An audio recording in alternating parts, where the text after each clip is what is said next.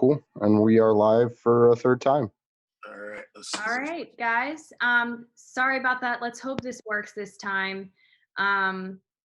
Unexpected technical difficulties. It's happened before, but for some reason we've had one after the other. And thank you, Jeff, for Jeff, thank you so much for sticking around. Let me just introduce him for you guys.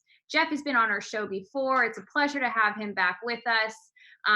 So Jeff Black, he joins us now, and he is a documentary filmmaker, writer, strategist, and peace activist who publicly speaks truth to power in the corrupt City Hall of Portland, Oregon, and for readers around the globe.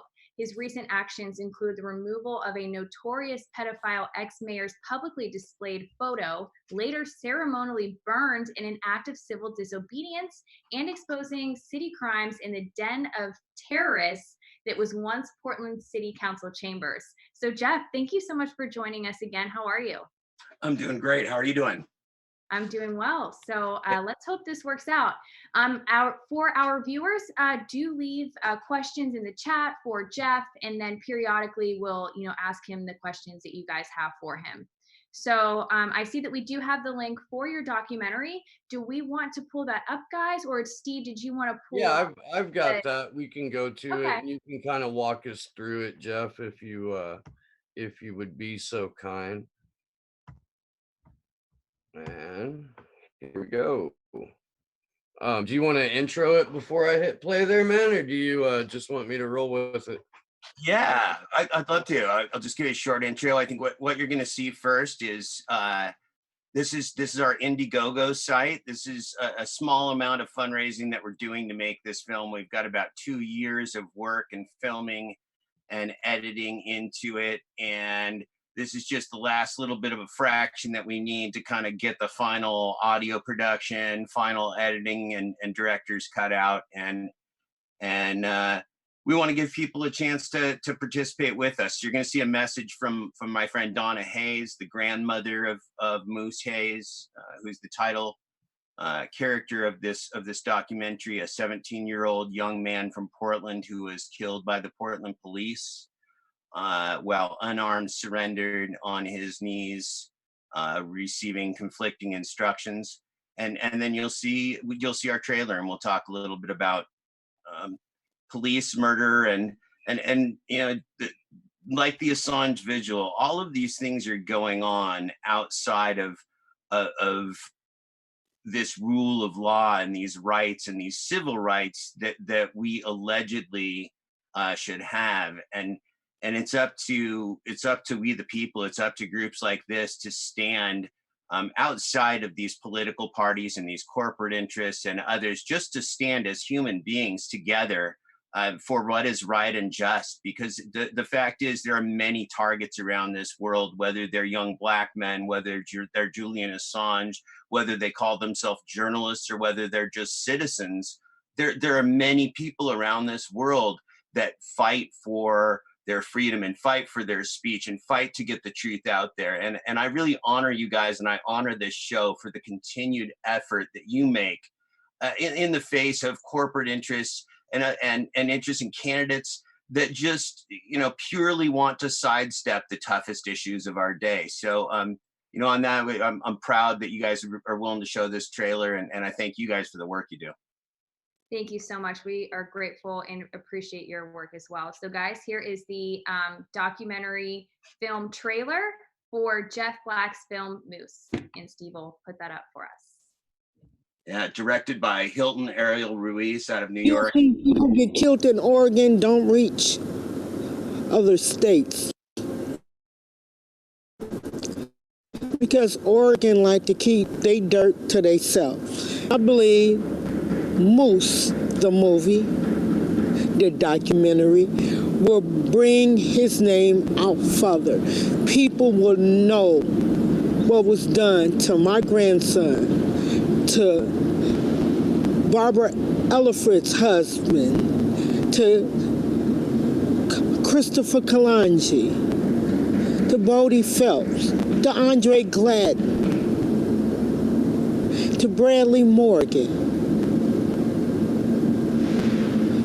And the list goes on. It's not costing a whole lot. It just needs some money to get it going. And it's going to be worth it when it's done. We're grieving, and we'll probably be grieving for the rest of our lives.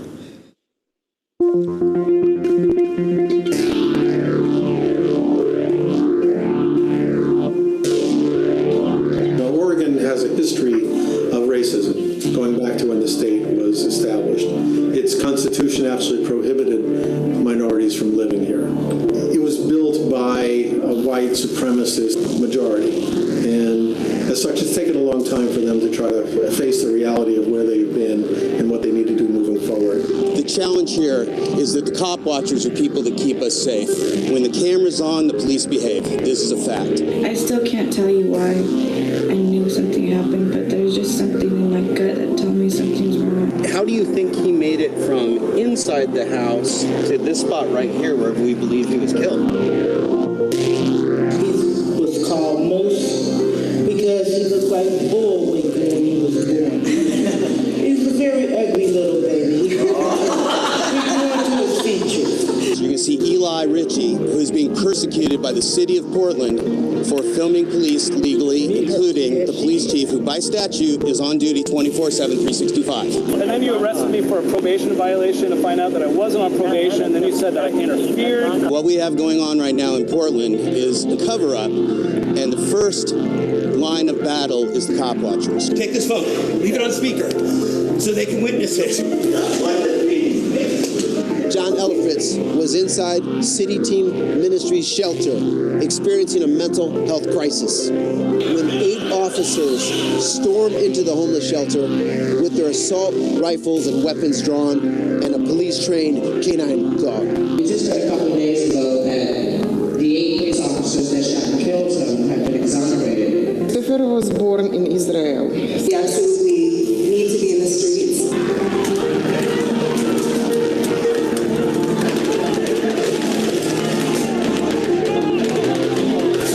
What's amazing to me is you have a Department of Justice report, you have a settlement agreement in place, and you have a city and police department that, from our view, hasn't changed.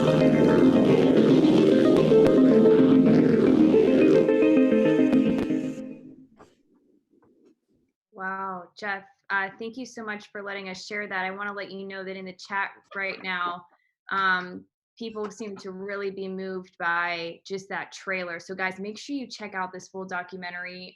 Rob said this trailer is killing my old heart. Jack Seitz said this is insane. Karen M, who watches us all the time, said I could tell you some crazy stuff dealing with the Portland police. They're horrible. So people are really connecting well with this documentary. I know you've talked about it before, I believe, on the last vigil, but this is such a typical question to ask, but I do want to ask it. Can you provide maybe some of your background and your history so the viewers who are unfamiliar with you have a little bit better understanding of who you are? And then after that, if you could also describe what inspired you to want to create this documentary. Yeah. Wow. What a question. What a question. So the answer is I'm nobody. Quite literally. I am a guy who I have my master's in business from Duke University. I was a business guy. I was actually a corporate whistleblower. I chose not to commit fraud. I was one of those weird guys and lost my house and my family and my job. And I've suffered homelessness and poverty and those kind of things. So I've had an interesting personal life, and during that time, it's always been my passion to write about civil rights. And about 2 years ago, a friend of mine told me they were going to this ceremony for the 1-year anniversary of the murder of this 17-year-old young man. And I said, hey, would you guys pick me up and take me? I'd like to go. And I that day I met the family of Moose Hayes. And I'm a father of 2 adult children who no longer live at home. And I'm extraordinarily grateful that they're healthy and alive and in this world today, and there for me to love and spend my time with, and I can be their dad. And when I saw what happened to this young man, it just moved me profoundly. And the next day, again, who am I? The answer is nobody. I'm a guy that writes about civil rights, but I had interviewed his uncle, and I put that 1 minute or 2 minute interview with his uncle up on my social media, and it got watched about 10,000 times overnight. And I met him for lunch the next day, and I said, you know, I want to write about your family. I want to help you somehow. I don't know how, but I want to do that. And I found myself for my son's birthday.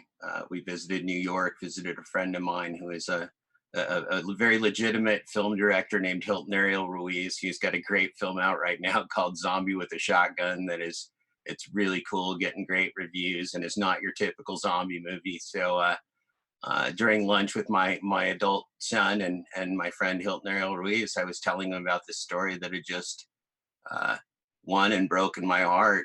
And we talked about making a documentary film, and it's really been a 2-year blur since then. And it's been a pretty interesting and bad blur in many ways. I've found myself in jail. I've found myself suffering homelessness. I've found myself losing friends, finding new friends, dealing with police murder and lawyers and families, and becoming you know, part of these people's lives as they became part of my lives. So, you know, the answer to your question is, who am I? I guess nobody, but I am a guy that started to take action, started to get with these families, and it's just turned into an advocacy and a personal mission that I believe in, and into people that I really care about.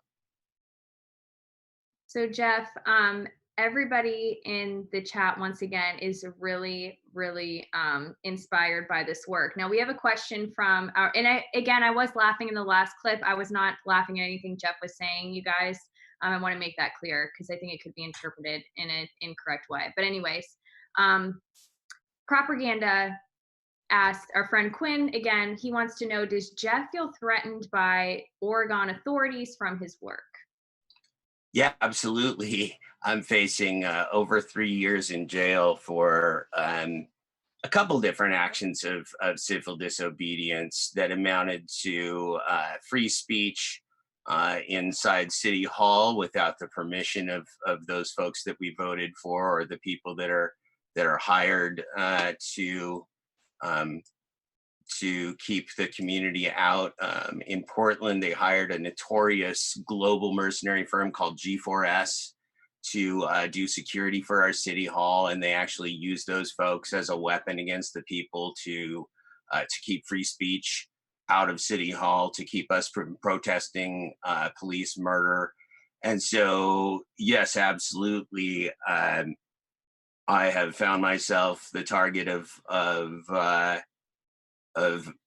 malicious prosecution, and currently facing trial March 2nd for over 3 years for free speech. And I did also do an act of civil disobedience, which, as Taylor mentioned, was to, there was a notorious governor and mayor who raped a child while in office and used the office of the mayor of the city of Portland and his security and the people to keep that inappropriate adult-child sexual relationship going for a number of years. Our current mayor had that photo up on public display, refused to take it down, so I took it down for him and burned it. And so they didn't like that too much either. But that's okay. That's okay. The people in power will do a lot of things to keep that power. And that's really the answer to your question. And until it's nobodies like me that stand up. I mean, who are any of us on this call, right? Who are you in the audience? Who are any of us? We're each individuals empowered to act or not act. That's your choice every day. You get two choices. You can act or not act. You can stand or not stand. You can be silent or you can not be silent. And as a father who's fortunate enough to have 2 adult children, and as a guy who grew up, who had a nice childhood and a good opportunity to grow up, I see this world, you know, we talked about different books, Brave New World, whatever dystopian ideas there are out there This is the world that we're living in right now. I mean, right now, the government is engaged in actively cutting back the food programs for our poor folks. That's what we've been doing. That's what our government's been doing this week. With all the problems in the world, that's what we needed to address in our government, was how to make sure that we force people out into the picking fields, because that's what they want to do, right? They want to wall the migrant labor out and then force the American proletariat into the cotton picking fields and the apple picking fields, right? The labor that white and black folks and people that are American citizens will not historically do. The migrant laborers that are locked out, they want us in those fields. Make no mistake about it. I mean, we are in the dystopian nightmare. And that's what Moose is about too, right? Moose is about not just a police murder of a 17-year-old young man or a 49-year-old man or another man this week. Portland police killed another mentally ill man who was no threat to anybody, and they gunned him down in the middle of the street. So the challenge that we have here is the dystopian nightmare is here, but folks aren't quite sure what to do about it, right? And we're talking about, again, what I love about the Assange vigil, what I love about this mission of people brought together under this common theme, is that it's about a system of power run away from all of us, so far away from all of us, so far away, light years away. I mean, look, is there anybody on here who doesn't believe the two-party system is so profoundly broken that America will never see the light of day again until it's gone? Raise your hand. It's not sustainable, man. There's no way. There's no way. There's no two-party system. It's a one-party system. Those in power and everybody else ain't getting it. That's the party. Yep, and that's the whole reason behind the vigils. The joke that says America is a one-party system, but in typical American extravagance, they have two of them. Right? Yeah. Well, Citizens United guaranteed that. And look, man, I'm not going to argue about if there's somebody more evil than Trump or his minions, right? Like, the Republicans can absolutely have like the worst of the bad guys category. But come on, let's be real. There's nobody taking care of the people here. There's nobody that is speaking out against the real issues of police murder and racism. And what we know and what Moose is about is we know that policing in America and law enforcement in America and the justice system in America is racist. We know that it is endemically racist and classist, and that justice is for people with money, okay? And justice is for people with power. And so anyone that wants to offhand throw somebody like Julian Assange out because their government tells them that he's the bad guy, man, anybody that the government is telling you is the bad guy might just be the good guy. I don't know. It's not up to Jeff Black to name bad guys and good guys, including myself. But I would certainly, in this day and age, call into question any propaganda that comes from any government anywhere. Because right now, I am not seeing the good leaders amongst us. I am not seeing the quality people come to the forefront and face the real issues of poverty and racism and criminal justice and the things that are robbing our people of their livelihood and their food and their safety and their health care. These guys are still fucking playing politics, and they're not going to take the White House from the GOP. God, I say it every day to my friends that want to believe. Everybody wants to believe. If you think the Republicans took the Supreme Court, the legislative branch, the judicial branch, and the executive branch to give it back to you without you taking it out of their cold dead hands, you're fucking crazy. There's no way. They're not giving it back. They're not leaving. Whatever kind of election does or doesn't happen, whatever kind of campaign does or doesn't happen, whatever, they ain't leaving. I don't believe it. And America's going to have a national panic attack. You can quote me whatever day it is in November after the elections, when we realize that these assholes aren't leaving. America's going to finally have to face itself again, because I've seen people in denial for 3 years now, and I'm really tired of it. And we just keep going further and further downhill, and they're just in denial. They're just in denial. It's all going to be okay. We're going to have an election. Really, the Democrats have shown you that they've done anything in the last how many years that's going to change you, that's going to change the world for you and help you in a year? When? Who is this? Where is this happening? Pro-worker friendly legislation was passed in 1984. Straight up. So It's been what, 35 years? 35 years is how long it's been since a pro-worker piece of legislation has been passed. Pro-worker, pro-civil rights, pro-peace, pro-anything. Pro-anything. What exactly are we funding? And again, what we're setting up here is a level of poverty, and this, that it's our bite mock fry. I mean, the government is telling us that our value is tied to the work and the revenue that we can produce. And if we don't produce it, then they don't. If an immigrant doesn't produce it, then they don't want that immigrant in. And if a citizen doesn't produce it, then that citizen can starve and die on the street and whatever else.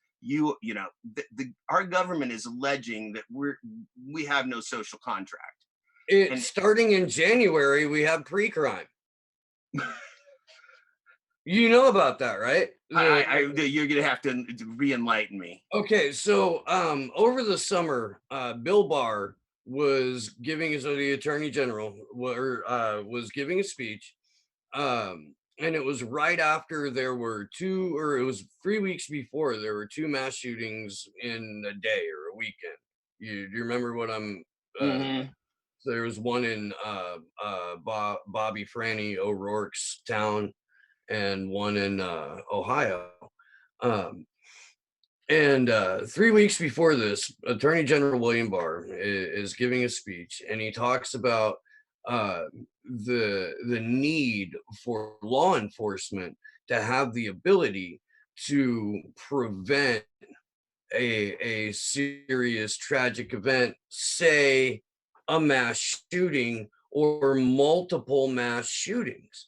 So 3 weeks later, 2 multiple mass shootings, which turned out not necessarily to be as cut and dry as they thought they were, happened within a 24-hour period. And that Monday, Donald Trump comes out and echoes his attorney general's sentiments, talking about we need the capability for law enforcement to probe the deepest, darkest corners of the web to stop these crimes before they're committed. Now, flash forward to, I believe, September, and it's announced that in January, there will be a new division under the auspice of the DOJ, but made available to all law enforcement, all branches, this technology that is essentially a motherfucking pre-crime division. Yeah, that's terrifying. And but Trump is a white hat and he's fighting the deep state, don't you know? No, look. Let's get back to this concept. We're looking. America now and what they're attempting to sell us is looking at civil rights through this lens of law enforcement again, as opposed to looking at civil rights through a lens of freedom in the Constitution, right? And we've seen this continual erosion of civil rights and freedoms to the point where, quite frankly, most of the American public just accepts it now. And this is where we really have an issue, because when the opposition to these law and order concept fades, it doesn't matter whether it's a Republican or a Democrat in the White House. This police murder and this law enforcement overreach and the terror that they're wreaking on communities of color and the poor and the disenfranchised doesn't stop. And again, you can folks can like whatever flavor of politics. And again, and I think we have to live together regardless of what our personal political choices are. But I think we have to ask the question of, what do we require in terms of a people, in terms of freedom, in terms of freedom of the press, in terms of civil rights, in terms of our respect for humanity. And I would argue that right now, whether it's our national government or, as our last guest was talking about, the local governments, that has slid away from us. And we have the people that are in power that not only will they not change the issues that face us or impact the issues that face us, sometimes they won't even address them, right? They ignore they ignore the existence altogether, which is really the ultimate in power and authority, isn't it? To ignore the pleas altogether of those who are struggling for justice or those who are fighting the state. And again, you know, that's why I credit you folks that too many people now try to figure out for themselves who's right and who's wrong, when I think we need to know what the issues and principles are about. And, you know, again, what are we fighting for? If you're a parent, do you want your children to be in this world and to have to face a society where they're not safe from law enforcement, where they can be imprisoned unjustly, where they don't have their freedom of speech, where they don't have their freedom to choose the partner and lifestyle that they want to choose, where a drug war is wreaking terror on them and can take your family away? I mean, this is the thing that impacted me, and I think will impact the audience. And I hope that this came through in the trailer, is that at the bottom line, we're all just people, right? We get up in the morning, we have our close circle of friends and family. And if the state murders one of your people, one of the people in your circle, in your family, your child, your mother, your spouse, your father, lives are never the same again. And not only do they take that person out of your life, but it's done in such a cruel fashion. And what you find is that bureaucracies like the city of Portland end up re-victimizing these families over and over and over again, smearing the victim, using the media to justify the deeds of their cops. And it's really, you know, it's the worst nightmare of our runaway government, right? It's all of the things that you fear. It's all of the things that are happening to Julian Assange right now, but it's come home to your family, right? It's come home into your backyard, into your family. I was talking to Donna Hayes today, the grandmother, a close friend of mine, and she said, the Hayes family has never had one of ours murdered. Never, not since the days of slavery. We've never lost one of our own to cops. We didn't expect this. We weren't ready for this, right? Families are never ready for this to happen. And when it does, it breaks them. A lot of these families come apart, man. It ruins them. I mean, this just destroys people. And again, they're using the powers of the state. So not only does this murder happen, but then it's continually persecuted and prosecuted by the cops and by the DA and by the city attorneys. They fight these families ever getting justice. And so, you know, my biggest plea to folks is, I think you're going to want to see this film. I think you're going to want to see this film be made, because it's the stories of the families. And that's what nobody is telling you, right? Nobody is telling you what it's like to lose their child to the cops. Let me tell you, this film is about what it's like to lose your child, your grandchild, or your husband to the cops. And I think you guys need to know, because, you know, these are, again, the most heinous crimes in the world brought to your backyard and done in our name, done in our name. The politicians are selling this to you as public safety, right?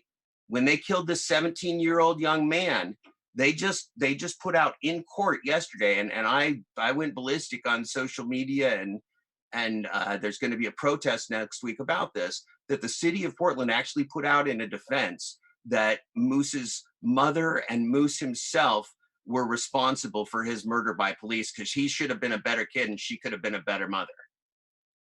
That's some racist bullshit right there. Absolutely. And there's some people that should resign over that, right? So this is how far we've fallen. So we do have questions. Our viewers are very interested in this film. So we have some questions for you. This is coming from Mberg33. He or she wants to know, did Jeff film himself do that demonstration of the burning of the pedophile mayor's photo? So it's in there. Okay. Very interesting. And then also, if you want to talk about that a little bit, also too, from Propaganda, our friend Quinn, he wants to know how and when will Moose be available for viewing? Right on. Yes, I did. I filmed, I live streamed myself stealing is such an ugly term, removing the portrait of the pedophile mayor from the mayor's office, removing it from the property, and then I also filmed a week or 10 days later when I burned that in my front yard in an act of civil disobedience. So yes, both of those are available. And those are on my YouTube channel. So we'll go ahead, we'll tag my YouTube channel somewhere in here. And you can see those acts of civil disobedience. You can also see the acts of civil disobedience where I speak about the impact of police murder in City Hall without the permission of City Council, for each of which I'm facing over a year in jail. It's interesting that they've tried to prosecute me. They're calling my free speech obstruction of governmental and judicial administration. So for each of my acts of free speech without permission, I'm being charged with a count of obstruction of governmental and judicial administration, which carries up to a year in jail. So you can see those as well, where I speak about the impact of police murder.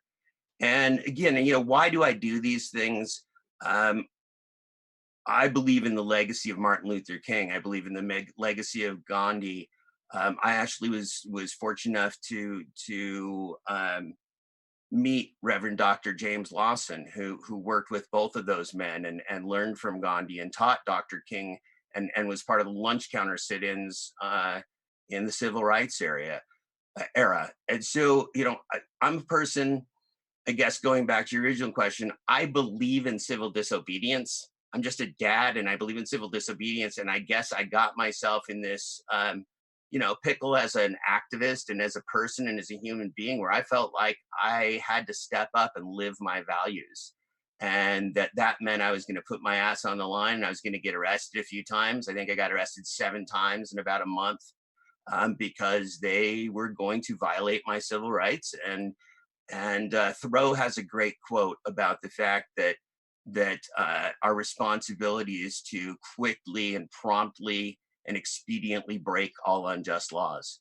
And that's honestly, that's my personal belief. That's the values I raised my kids with. And I faced that myself. I had to look in the mirror and I said, I think I need to go fucking to jail. I think I need to go break some laws. I think I need to make these people. You saw in that trailer, the most painful part of that trailer to me is when I entered City Hall, they violated my civil rights. They even got physical with me. And if you watch that trailer again, you can hear the thud of my skull hitting the marble floor. There's no mirrors in jail, so I wasn't aware that I was walking around with part of my face purple, because I spent some time in jail after that for a few weeks. And, some ugly shit that you get involved with. But the fact is, these folks in power have a huge amount at stake at covering up their crimes, at continually victimizing people of color, at keeping the Hayes family from ever having justice, from keeping this movie from ever being seen, right?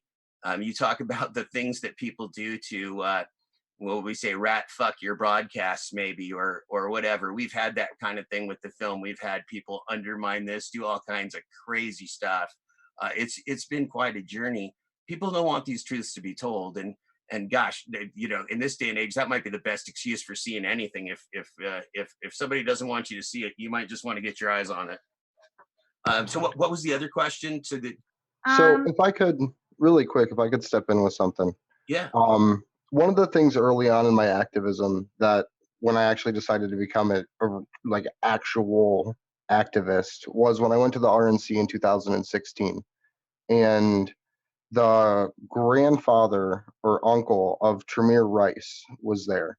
And for those who don't know, he was a young boy that was shot and killed by police in Cleveland. And him and his friend were playing with a toy gun.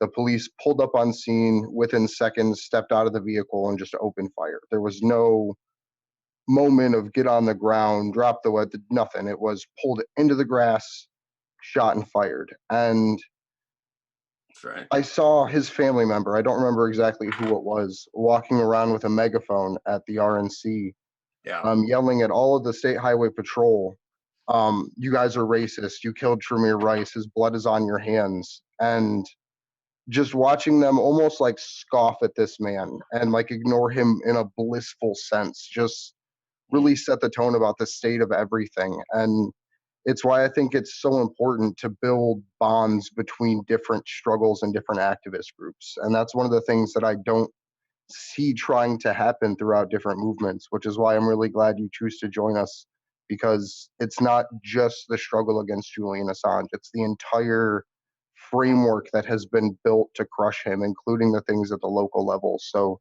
thank you for what you do, Jeff.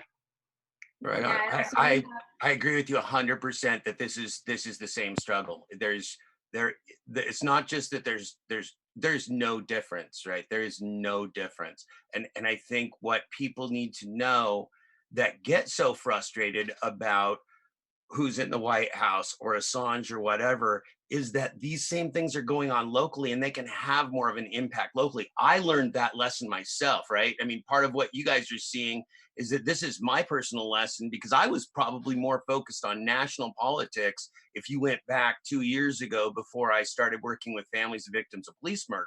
And this changed for me because it taught me individually that I could maybe have an impact locally, number one, and number two, that there were evils just as profound and injustices just as profound that were in my local community, and those are powerful things that I think people should know, that they can step up, and really, people are the hope. We are our own hope. I don't really think there's anyone or any part of the government coming to save us right now. You know, something new is going to happen. I don't know what this new thing is, and none of us do. But the window's going to be open, because what we have right now is a failing system, right? I'm an economist first. That was my first degree. We have a failing system right now. So what's coming next? I don't know, but you might want to get ready for it. We have a system that's working specifically and accurately for the people it was designed for, and that's the problem. And my friend Sarah Hall, who was co-host of Slow News Day for a handful of months when we first started, would always say that, like, it's going to have to take losing their couch to get most people up off of their couch. And we are headed into another financial collapse. The Fed has pumped in billions and billions and billions, hundreds of billions of dollars into different Federal Reserve banks over the last month and a half, 2 months. Bad car loans are going to kick off another credit default obligation. Like, they're being bundled into those again. It's all bad. And on top of that, we have a gig Steve, economy.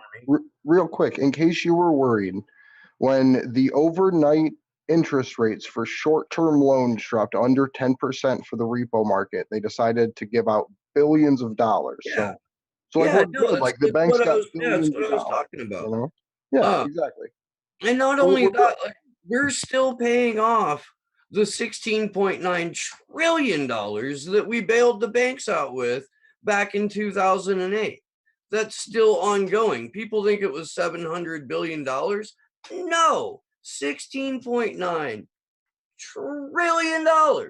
And for a huge percentage of Americans, what is it? Over 50% of Americans don't even have $1,000 for a family emergency, right? People are already on the brink. This economy may be doing well from a standpoint of some specific metrics, but there is a mass of humanity in this country that is barely making it, that are one sickness or job loss or tragedy away from complete and total family implosion and failure. Our prison population is raging. Our justice system is racist. Our cops kill with impunity. People have got to wake up, man. Your couch is gone. I mean, the bottom line, if people are waiting for a couch to be stolen, their couch is gone. My couch is gone. You know, I made some choices that made my couch gone. And you know, but these are sacrifices that are being made right now, man. I mean, I'm positive that all of us on this broadcast do sacrifices in our life because we think that being part of this broadcast, whatever brought you here tonight is important to you, right? That you're committing to, and everybody in the audience has that same ability, right? And the fact is, the politicians still know that we're largely apathetic as a community. They still know that most Americans are not going to come for them, right? As long as they keep that upper 50% kind of placated, and they kind of tell the right lies, and they play out this two-party system and all these things, that people are going to stay silent for a while. But the problem is, we're not sustaining we're not sustaining half the people in this country. And again, I just don't believe that the social systems, the workforce, all of these dynamics that we have adding up today are going to add up to even a livable society in the next few years. We're looking at a major problem coming, I'm afraid. Yeah, I've heard many people echo that same sort of sentiment that you're expressing right now. I did want to also mention too about keeping people sort of docile or inactive. I think the majority of people, unfortunately, are not directly impacted by this to the point where they feel like it doesn't affect them, or that it will never affect them. I think in the US and in America especially, we have to feel the effects of things personally to believe that it's really a problem, and to believe that the problem exists, or that there could be a potential problem. We have to be able to actually feel that for us to want to actually do something about it. So I think it's a mixture of that, in addition to a feeling of, oh, I'm just one person, I can't make a difference, or, this is silly, I can't do this on my own, or, that's a waste of time. But all it takes is for many people to have the mindset that we all have, because any important progress in throughout history has always been initiated. I could say almost always has been initiated by people on the ground, by the common person. It never comes from the top down. Almost never. The powerful don't willingly give up power. This is where I think I fret for the next year of America as we go through this exercise, because I think we're coming to a historic point, and I don't know about you guys, but I don't have a guess where this is going other than big trouble. So something that I really hope for is entering a period not like a new deal or anything like that, but like a true second reconstruction, where we can have literally everyone realize that the things that are destroying us are so much bigger and so much worse than the things that separate us. If we want a second reconstruction, we're going to have a first real enlightenment. That's what we're going to have first. And that's right. And again, I'm going to go back to this justice system. We have an endemically racist justice system and an endemically racist law enforcement system. We have to reckon with civil rights. I'm going to go back, civil rights. Man, we have to reckon with civil rights, because otherwise thought crimes are next, right? That is it, right? If you don't have your civil rights, then you can be accused of anything, jailed for anything, prosecuted for anything. And again, we have to remember that this power of the state is our power, right? It's our power being used against us, but it's an awesome power. It's an awesome power. And when it gets away, and when it's used for evil, when it's used by people that, like it is right now, against us, it overwhelms us. And I think, there's something that's going to have to come back to America, where they realize that the freedoms that they've given up are valuable. And I don't know what that's going to take, because I do think, again, so many Americans, like you said, are comfortable, are getting what they need, and they're not even engaged in the same conversation as we're having tonight. They're not even engaged in the same conversation. You mentioned the social credit score. We're there. We're there 100%. Dude, the amount of battery you have on your phone frequently reflects on your actual credit score now. But in terms of having a social credit score, when the Kavanaugh hearings were taking place, there was also another group of senators meeting with Google, and they were outlining exactly what and how they were doing China's social credit score system. Now, to think that that's not being implemented in this country, where we know for a fact that we're getting a pre-crime division in the Department of Justice, where we know because of WikiLeaks, because of Edward Snowden, because of other whistleblowers, people who are actual whistleblowers, not a CIA agent who wasn't blowing the whistle on the CIA, but telling on Donald Trump for making a phone call that all politicians make because that's how leverage and anyway, because of that, we know about our massive domestic surveillance state. To think for a moment that we aren't going to have a fully implemented social credit system right around the corner is utterly foolish, and it frightens me because we have enough sheep in this country who want to compete with each other for the best social credit score. Like, unfucking that is going to be a little weird. See, what we have to do is win it. We need people like us to exploit it to be at the top of it somehow, so that way we can use it to our own advantage in whatever way the system is created. So right now, I want to let everybody know in the chat, if you do have questions for Jeff about his documentary, about his work, do let us know in the chat. We will ask him those questions. And then also we may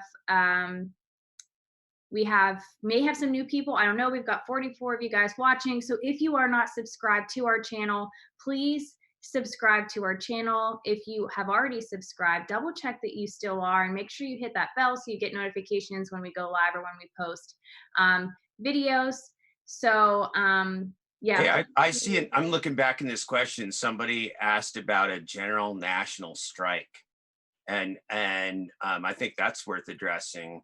I've been saying for a while, and I absolutely will say it right now, that I think there's two primary ways that Americans and that people can get our country back, and that's with a prolonged and profound national general strike, and then massive group civil disobedience.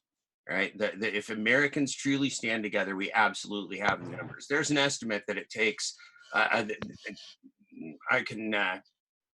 You can Google it too, but there's an estimate that it takes 3.5% of a population. Somebody even referred to that tonight. 3.5% of a population to overthrow government. Okay, so the tools that Americans are going to have to get this country back are to take our money back from corporate America, to stop giving them our money and our labor, and that's called a general strike.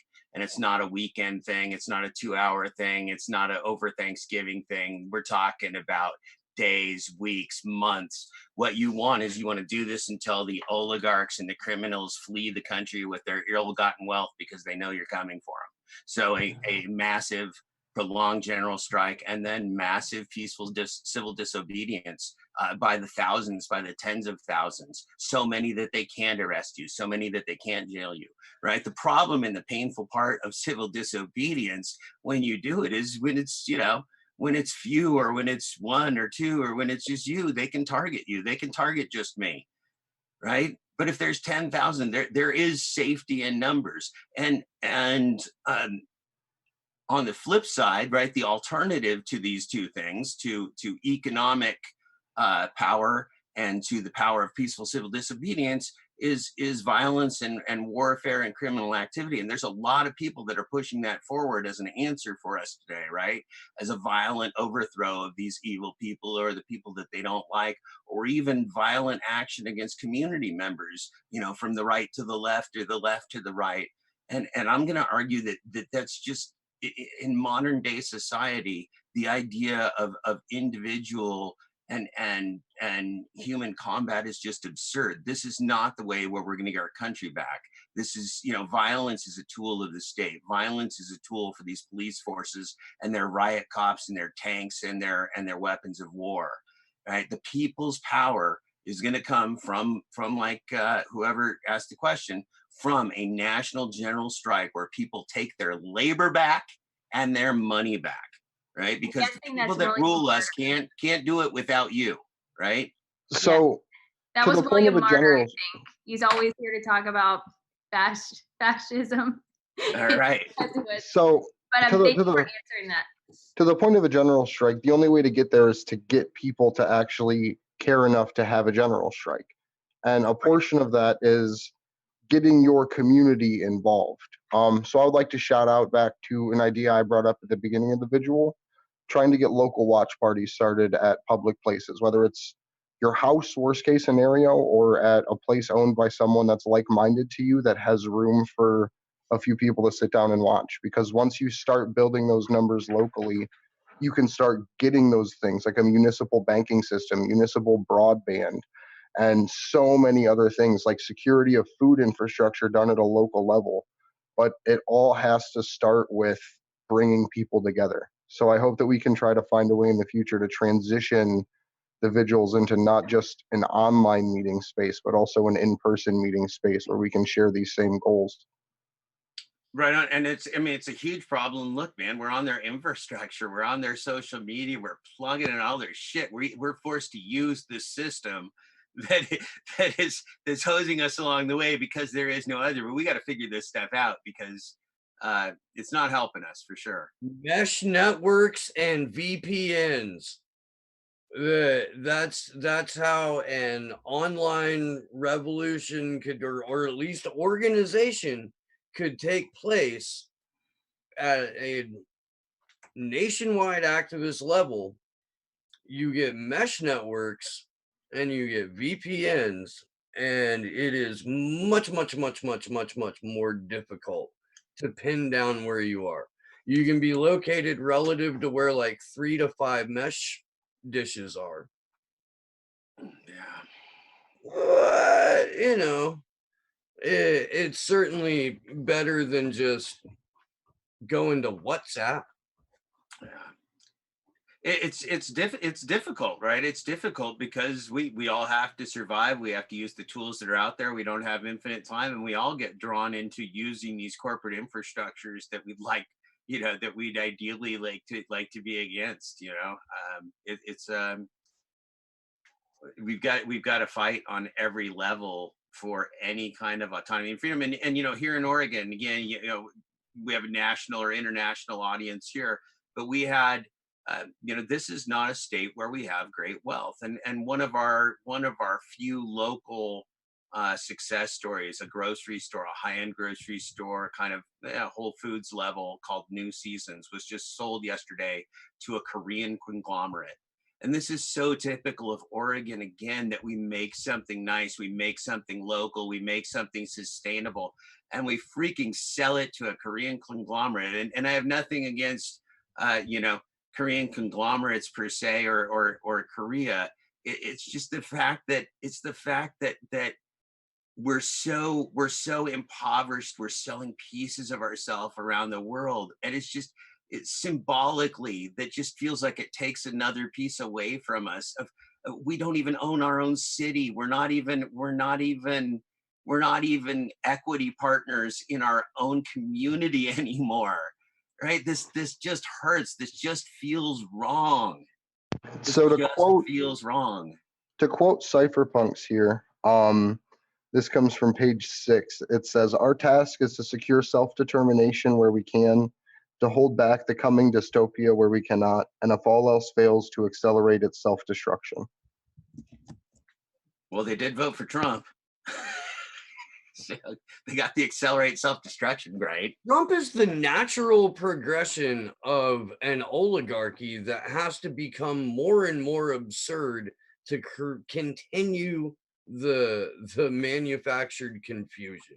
How could anyone argue otherwise? The proof is in reality. He's there. He's holding power. He's been gaslighting people for over 3 years now, and it fucking works. I mean, I love people talk about his power fading. The power's not fading. The jousting match, the same fans that he's always has. He has now. He has the same cult he's always had. He's consolidated in his power. He's being persecuted by the opposition, which in the world of a guy like Trump is validation. I mean, look, these guys aren't leaving. They're not leaving. I mean, I just don't know what else to say. Like a regime that holds the legislative, judicial, and executive branches does not vacate power voluntarily. Well, it's just not happening. We've had 40 years of uninterrupted Reaganomics. We have, and isn't it wild how the Democrats sell Reaganomics because they think it's the way to get the evil Republicans on board? They're like, well, can we at least sell you your own bullshit? And they're like, no. And they were like, we can't even sell you that. Right? Until you walk it. If Joe Biden walked out tomorrow and said, you know what? I thought about it, and the global warming is caused by two dudes kissing. Like, he might get, he might pull some current or people. Trump, yeah. Trump it would take that. Put him in the cabinet. For the Democrats, and a lot of people have made this analogy, and it's a good one. The Democrats are the Washington Generals to the Republicans' Harlem Globetrotters. They're there to lose. And when they're in power, the very first thing they do is triangulate and negotiate to the right because they're fucking right wingers.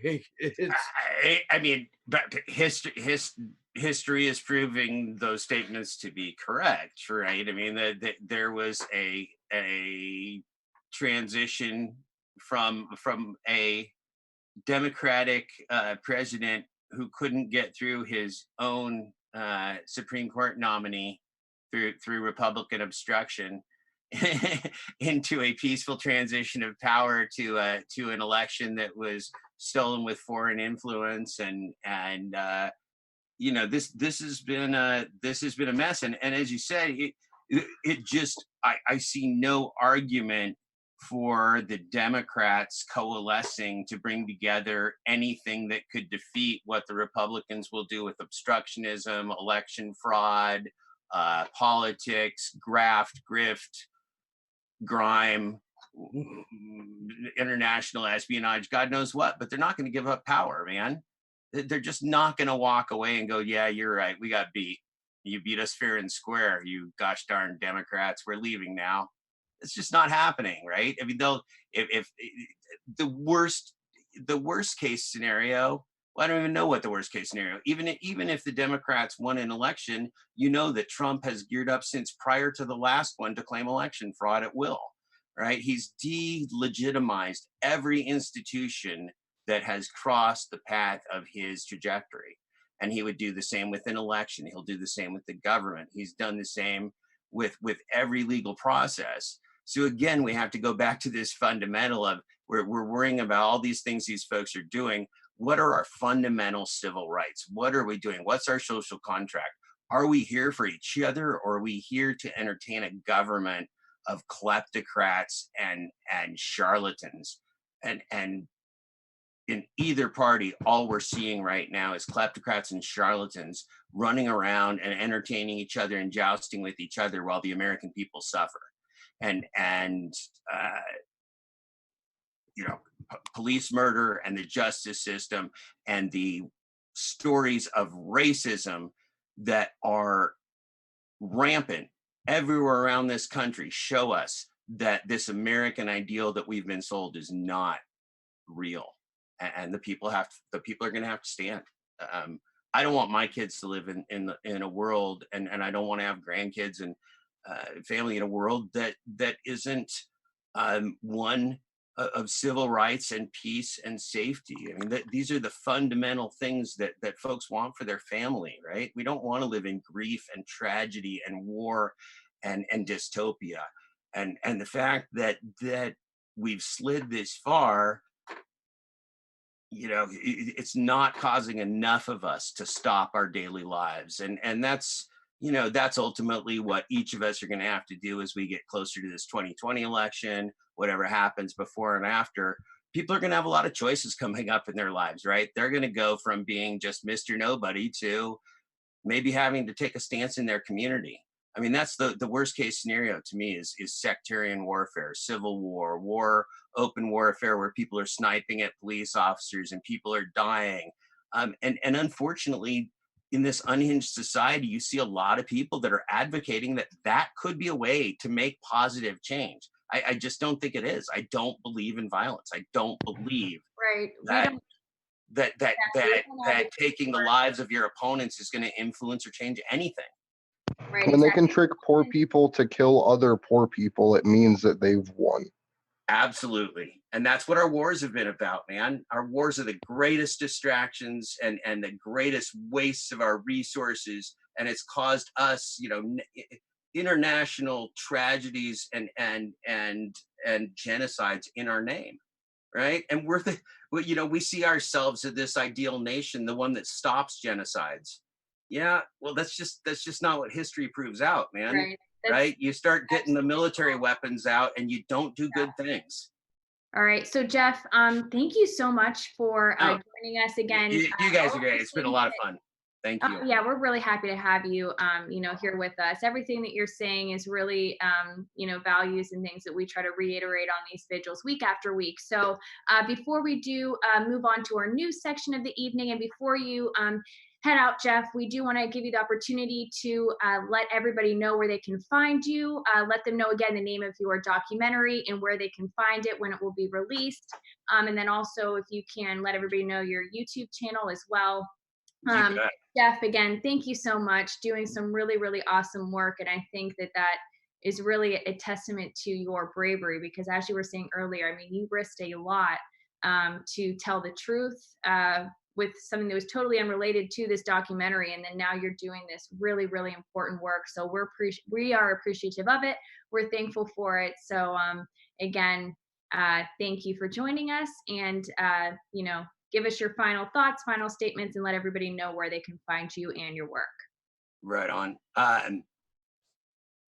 You can, I guess, final thoughts. I guess the thing that I would say more than anything else is that, you know, this project, I hope, gets empathy from the American public, and I hope people want to see this film, because again, we all have people that we love in our lives, whether it's family, whether it's children. And I want people to know, I need people to know, I need people to hear the voices of these families and hear these stories that the American press and the corporate media, they don't tell you.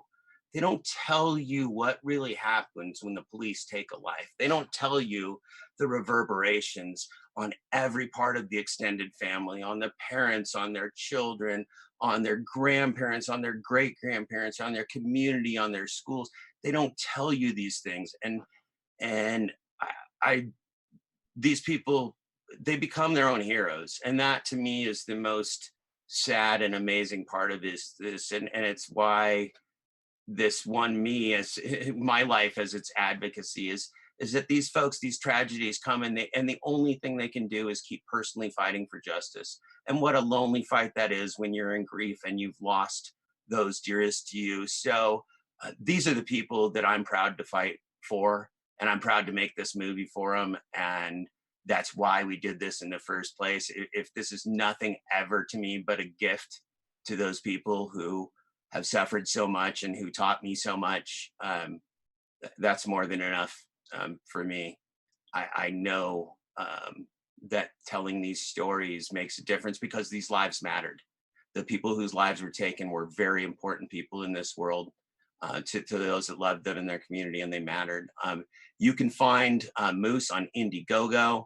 That's a pretty well-known little crowdfunding site. Like I said, Moose is mostly done. We're raising money for the final director's cut and for the final audio editing and soundtrack.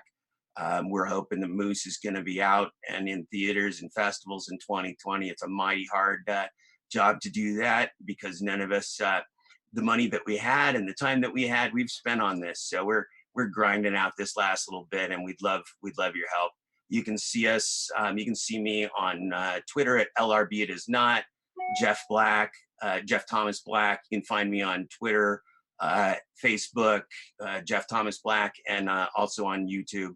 So very happy to be with you guys, and peace to the audience. Thank you guys for tuning in, and thank you all for the kind questions.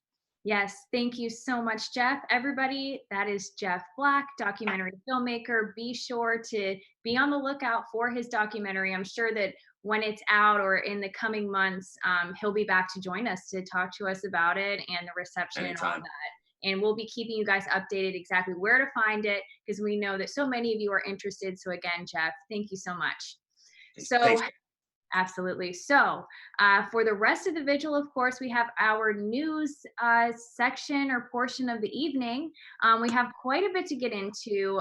We have some updates for you, of course, on some activists. And then we also have updates on Julian Assange and even some other stories that we want to touch on. So I will now open it up to my co-hosts, because I think we're going to pull up this article coming from the Washington Post. I think Steve's going to be pulling it up for you guys. Yeah, so that was a great interview with Jeff. Very grateful to have him on. Jeff's Twitter, I'm sure, but we'll put that in the chat for you guys. And we'll let you know what it is. Okay, so before I put this on the screen, there's a couple of things that I believe are worth mentioning, and that is, there was this giant revelation. The Washington Post came out with what they're calling the Afghanistan papers, and they want you to recall and invoke the Pentagon papers while you do this, because this is their big whistleblowing report that, are you ready for this? Is going to come as a huge surprise. Afghanistan is based on bullshit, and the waste and fraud that has taken place over the last almost 2 decades is rampant. Okay, I wonder if there was an outlet that gave us an insight into this almost a decade ago. I think I recall that there was some website that revealed the price of a rocket launcher to produce was under a penny, and that our government was paying $700 some for them. But I can't exactly. Wikipedia, wasn't it? No, something with the wiki, right? Taylor, do you know? Guys, I was honestly not paying attention. We were talking about. No, look. So back in 2010, WikiLeaks came out with the Afghan War Diaries, the Afghan War Logs. It was WikiLeaks. Chelsea Manning. I was looking at the chat. I was not. All right, so my along with their joke. It's okay. Let's not belabor the fact that you weren't paying attention. Let's pass that now. My point with all that, though, is that Chelsea Manning, currently incarcerated for providing the data that Julian Assange published in WikiLeaks, and yet here we are with the same people that would condemn both Julian Assange and Chelsea Manning celebrating this big mind-blowing reveal called the Afghanistan papers. And I want to kind of let you know how they got this information, because it's really incredible. The full unsparing remarks and the identities, many of those, they had 400 different people involved with the Afghan war. Um, uh, have never been made public until now, after a 3-year legal battle.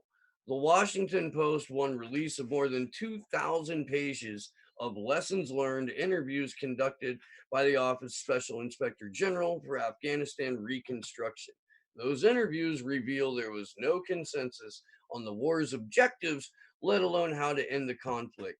Now, I want everyone to think about how much money it would take to engage in a 3-year FOIA battle with the federal government.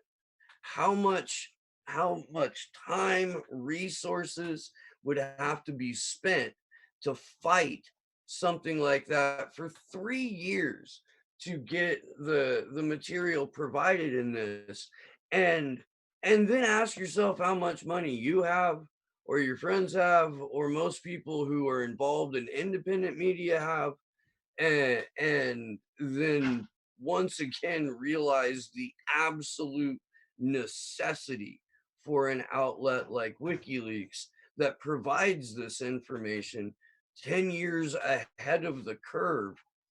And to give them credit, Steve, even before that, in September 9th, 2007, they released the U.S. military equipment in Afghanistan, as well as the one in Iraq shortly after that.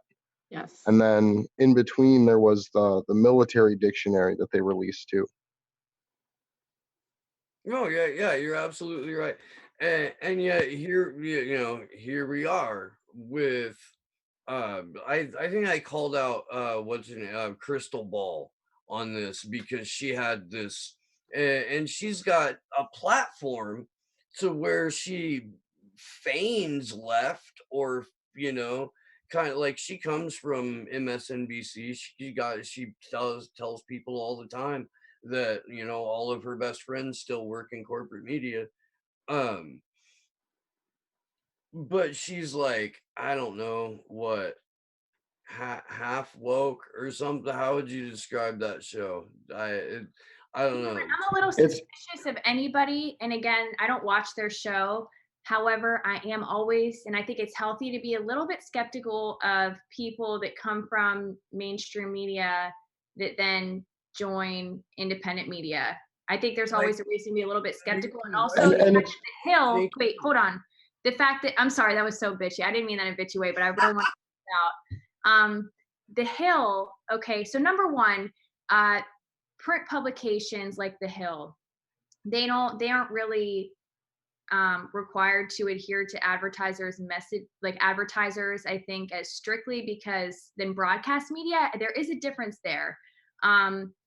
There is a difference. So it's not like broadcast media, but still at the same time, the fact that the Hill is putting this out, I'm just a little bit suspicious, I guess, or skeptical. And I think that's okay. That's not to say that they don't do a good show, but I'm pretty amazed that they're able to get away with what they're doing. And then it's also a very like serious looking, they're reading off teleprompters too, which I don't know. It's just like it's like a real news show, but it's on YouTube, and I'm a little skeptical. They're politically awkward, is the way that I would put it. They're very politically awkward. I've only seen a couple of clips, but from what I can tell, it's at the end of the day, she's still going to tell you to vote blue, no matter who, even if Bernie Sanders gets another primary stolen from him.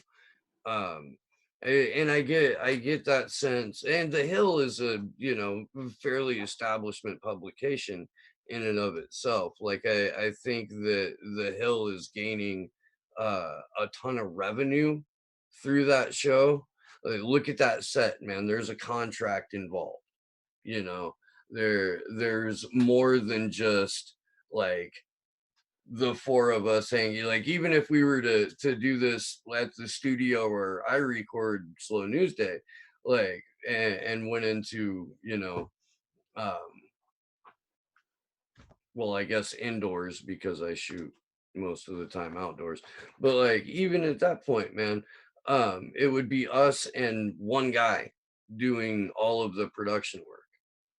And that show has funds behind it. So they're generating revenue off of it. I don't see her as I don't know. I've never heard her talk about Julian Assange, but she sure as hell had a great opportunity to do so when this Washington Post article came out, and did not do that.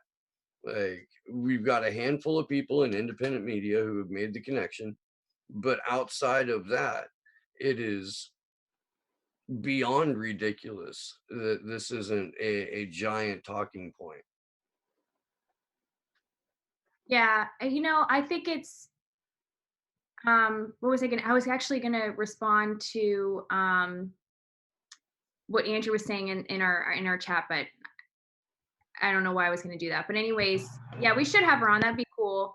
But I think that it is a good opportunity to reach out to more mainstream media. And I think you have a good point, Steve. So it looks like there is 4 parts to this release so far. Is that correct? The Washington Post has put out 4 different sections. Yeah, and they give you the opportunity to download all of the interviews either individually or I think as one giant file if you. So has everything been released, or is there still more to come? Do we know? Well, according to the one of the articles, like they got 2,000 pages of, I don't, there's no number that says how many exist, but I would imagine that there were more than 400 people interviewed. It seems like an awfully round number, Yeah. Whether, I mean, I think it would be giving the mainstream media a little bit too much credit if they were waiting for more of this to release before bringing up the point that WikiLeaks essentially told us this 10 years ago. Well, and not only that, but like I don't read the Washington Post, but if anyone in the chat knows, has there been a series of people in government calling for congressional hearings about this? Have there been media influencers in that bubble saying, hey, we need to take steps to find where are the indictments? Yeah. Everybody's subpoena happy in DC now. Everybody's got a fucking subpoena. Ray McGovern's got a subpoena. They're subpoenaing, or we need to get to the update with Bean, but like this is, everybody under the sun's got a subpoena right now. So why not the people that have been perpetuating this fraud for 18 goddamn years? The war in Afghanistan is old enough to join the war and go fight in Afghanistan. Like, that's insane. I mean, for most of us, that's a large portion of our lives that this war has been going on, for everybody on the panel here. When is anyone going to be held accountable for this? Yeah, I don't think we'll ever, unfortunately, see anybody be held accountable. And that's what I'm waiting for political candidates to speak out about too, is naming the names of the people that should be held accountable and putting them as, hey, these are the purveyors of the crimes that are stripping the American people of their wealth. Like, that's the leader that we need right now.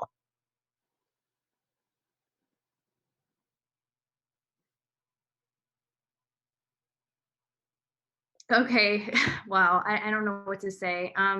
So Propaganda said something funny. He said, pull your subpoena out, Steve. Me. Mberg33 says, Nancy Pelosi just admitted to war crimes on CNN during the Bush admin by just letting the lie happen. Can you guys comment on this? Certainly. Nancy Pelosi is a fucking, if she's not an out and out war criminal herself, she has enabled war crimes for, you know, the entire time that she's been a member of the House of Representatives. She got in, I believe in 1992, I think is where, or 90, it was 92 or 94 is when she first got elected. And we had just wrapped up throwing depleted uranium all over Iraq, which is an outright war crime. We had a handful of different coups going on.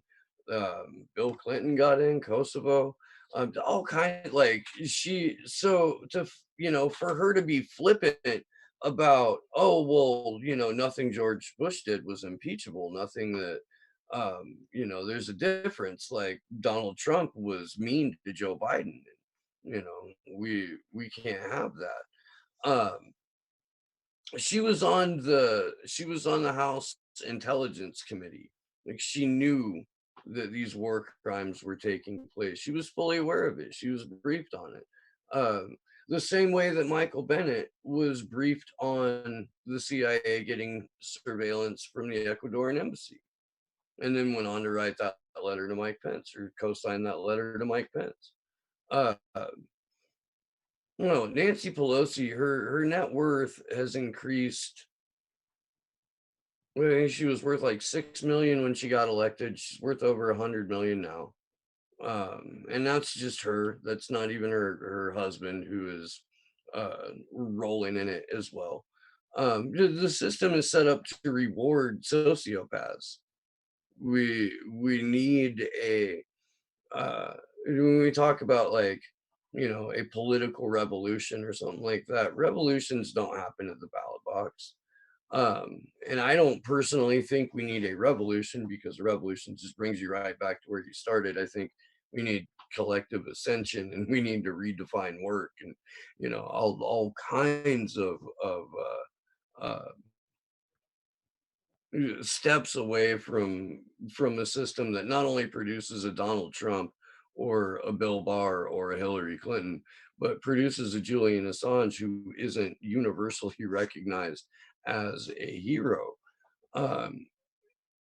You know, there's got to be movement forward on every conceivable level, and we can't do that thinking that the Democratic Party is going to reform itself from the inside, or if we just give more tax cuts to billionaires, then more of that money will trickle down, or if we put a tight lock on free press, then we'll have people who just want to raise their social credit score.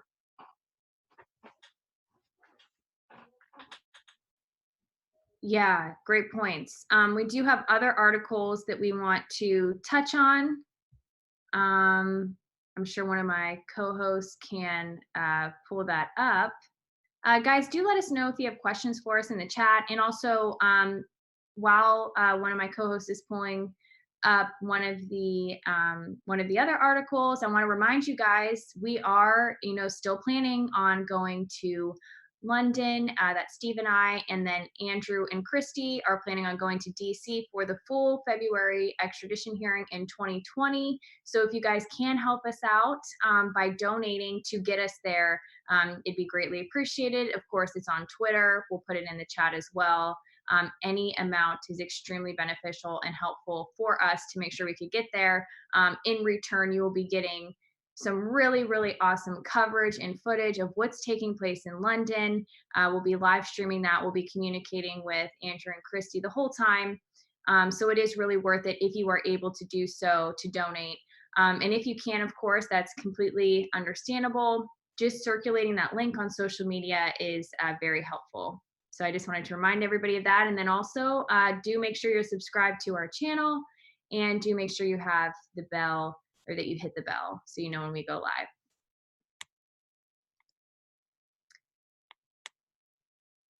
So we are going to be pulling up a letter, either John Shipton's letter or John Shipton's letter, which is Julian Assange's father.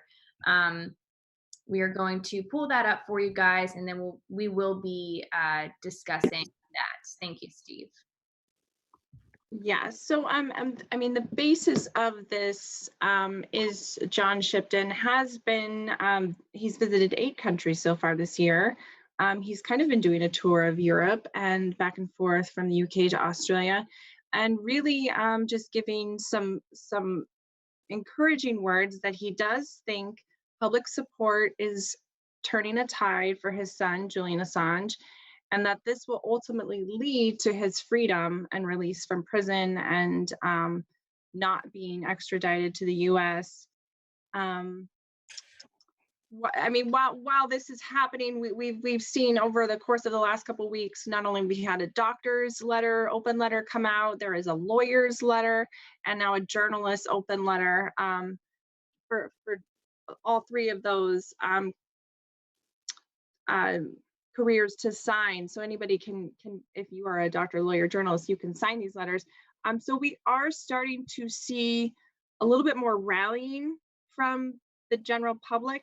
Also, Australia in its own is starting to rally a little bit differently. In the last probably few months, we're starting to see new campaigns. We're starting to see the parliamentary group that is formed, and as we talked about last week, that they are going to be hopefully visiting Julian Assange in the new year.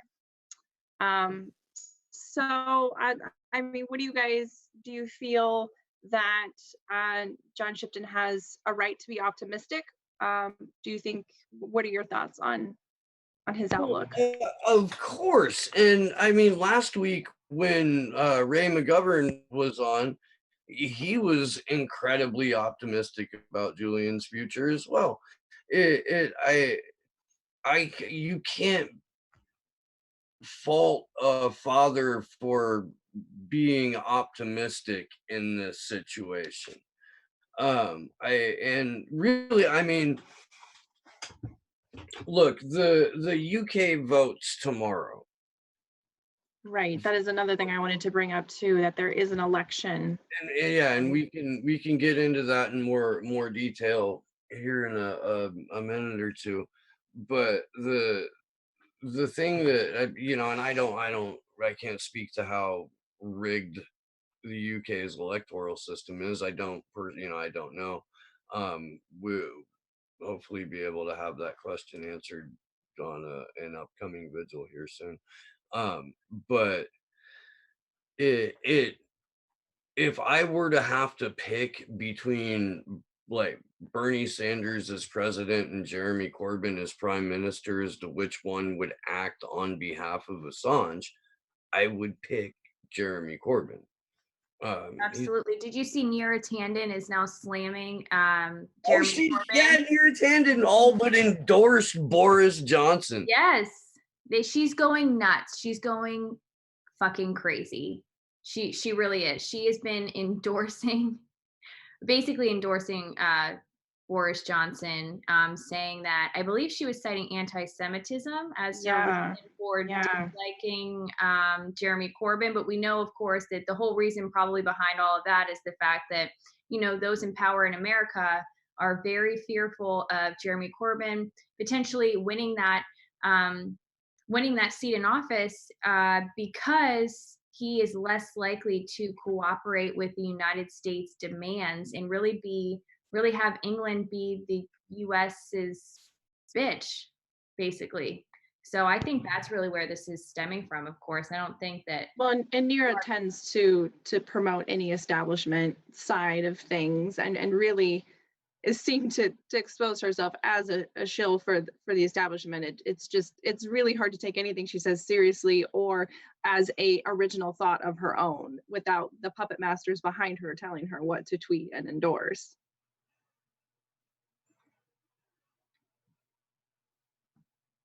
Yeah, I mean, I know you're not gonna. I doubt you're gonna get much of an argument from anyone that Neera Tanden is a horrible human being. Who's leading the Brexit party out in England? Is that a thing that's going to affect this election? No, because they would just form a coalition with Boris.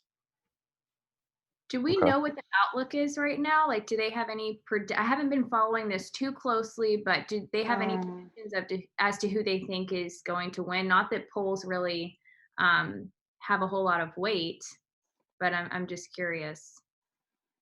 We don't know. I'm trying to see if I can see if anything's starting to come up yet, because it is probably getting close to the time where people are going to start voting there. Yeah.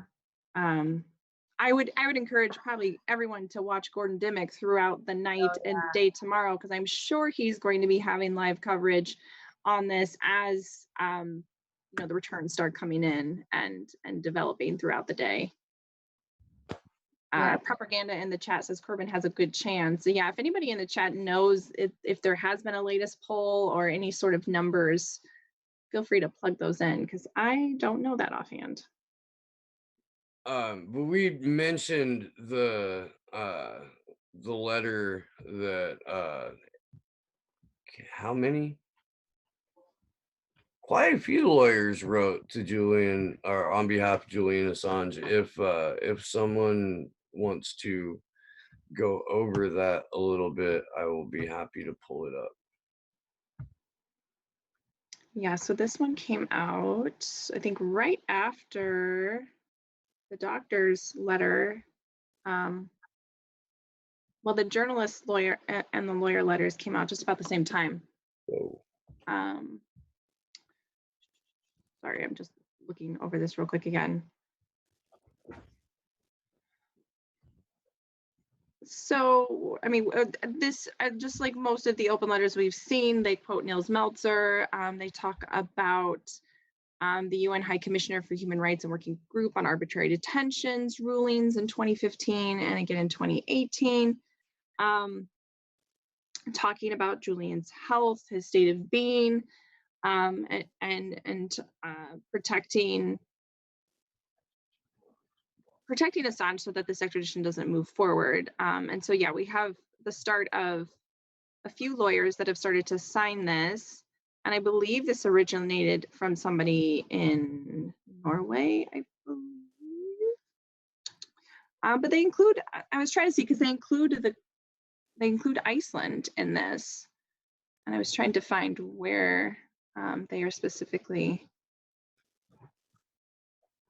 Oh, so they're talking about here clear at the bottom that Britain should follow the proud example of Iceland. This small nation firmly defended its sovereignty against a U.S. attempt in 2011 to exercise undue jurisdiction when it expelled a huge team of FBI detectives that had entered the country and started to investigate WikiLeaks and Assange without permission from the Icelandic government. So yeah, that is something that doesn't get talked about a lot, is that incident in 2011 and how Iceland basically did not stand for it and kicked all of those US agents out. So that is an interesting thing that gets brought up in this letter, I thought.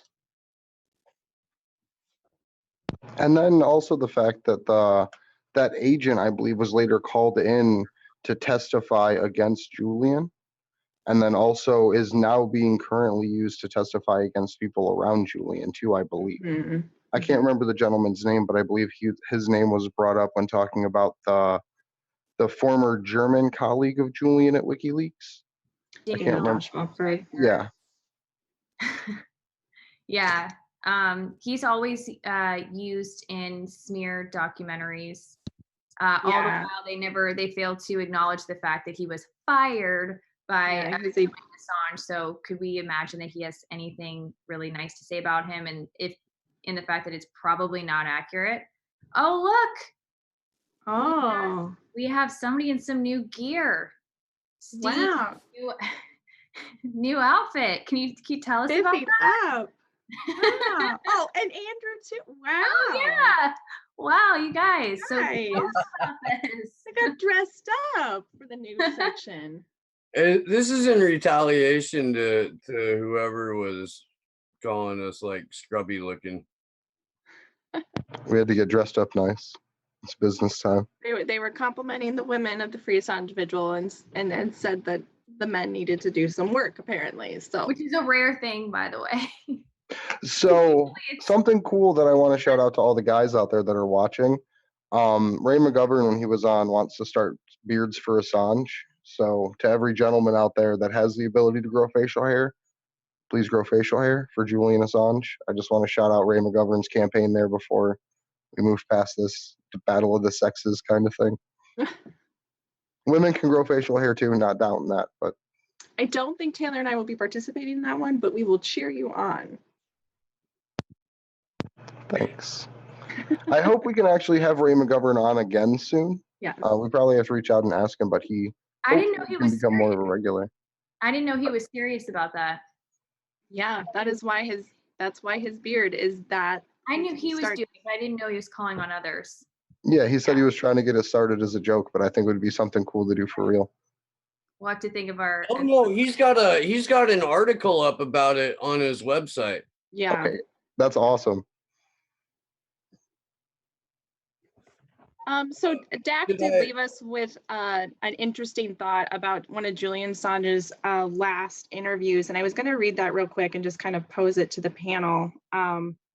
American politicians criticizing Saudi Arabia is unusual, but remember in Assange's last interview with Ratanzi, he pointed out that America is technically an oil competitor to Saudi Arabia because it is a net exporter of oil.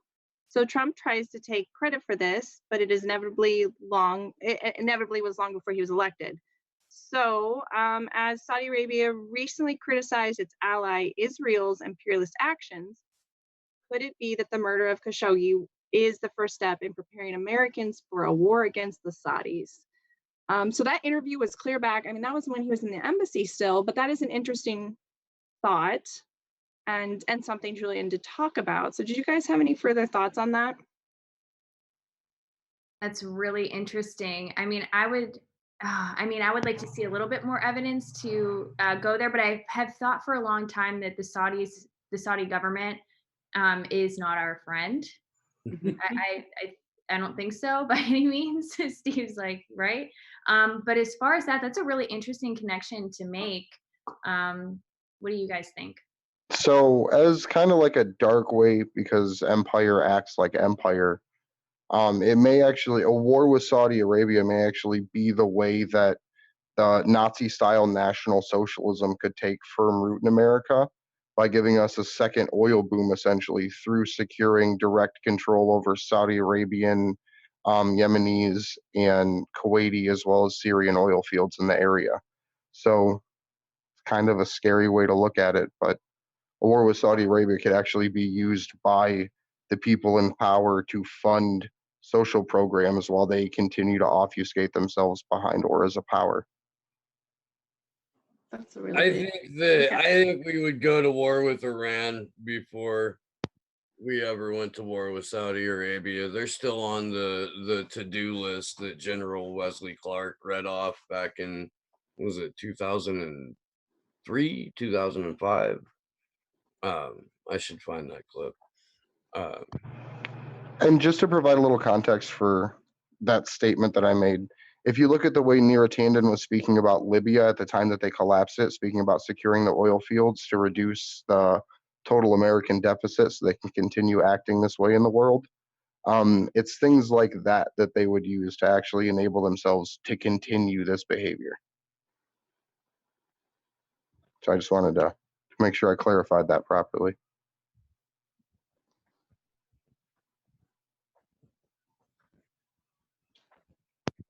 I'm sorry, I'm trying to pull up that clip of Wes Clark. You're good. I hate not being able to run anything because of random internet issues. It drives me crazy. All right.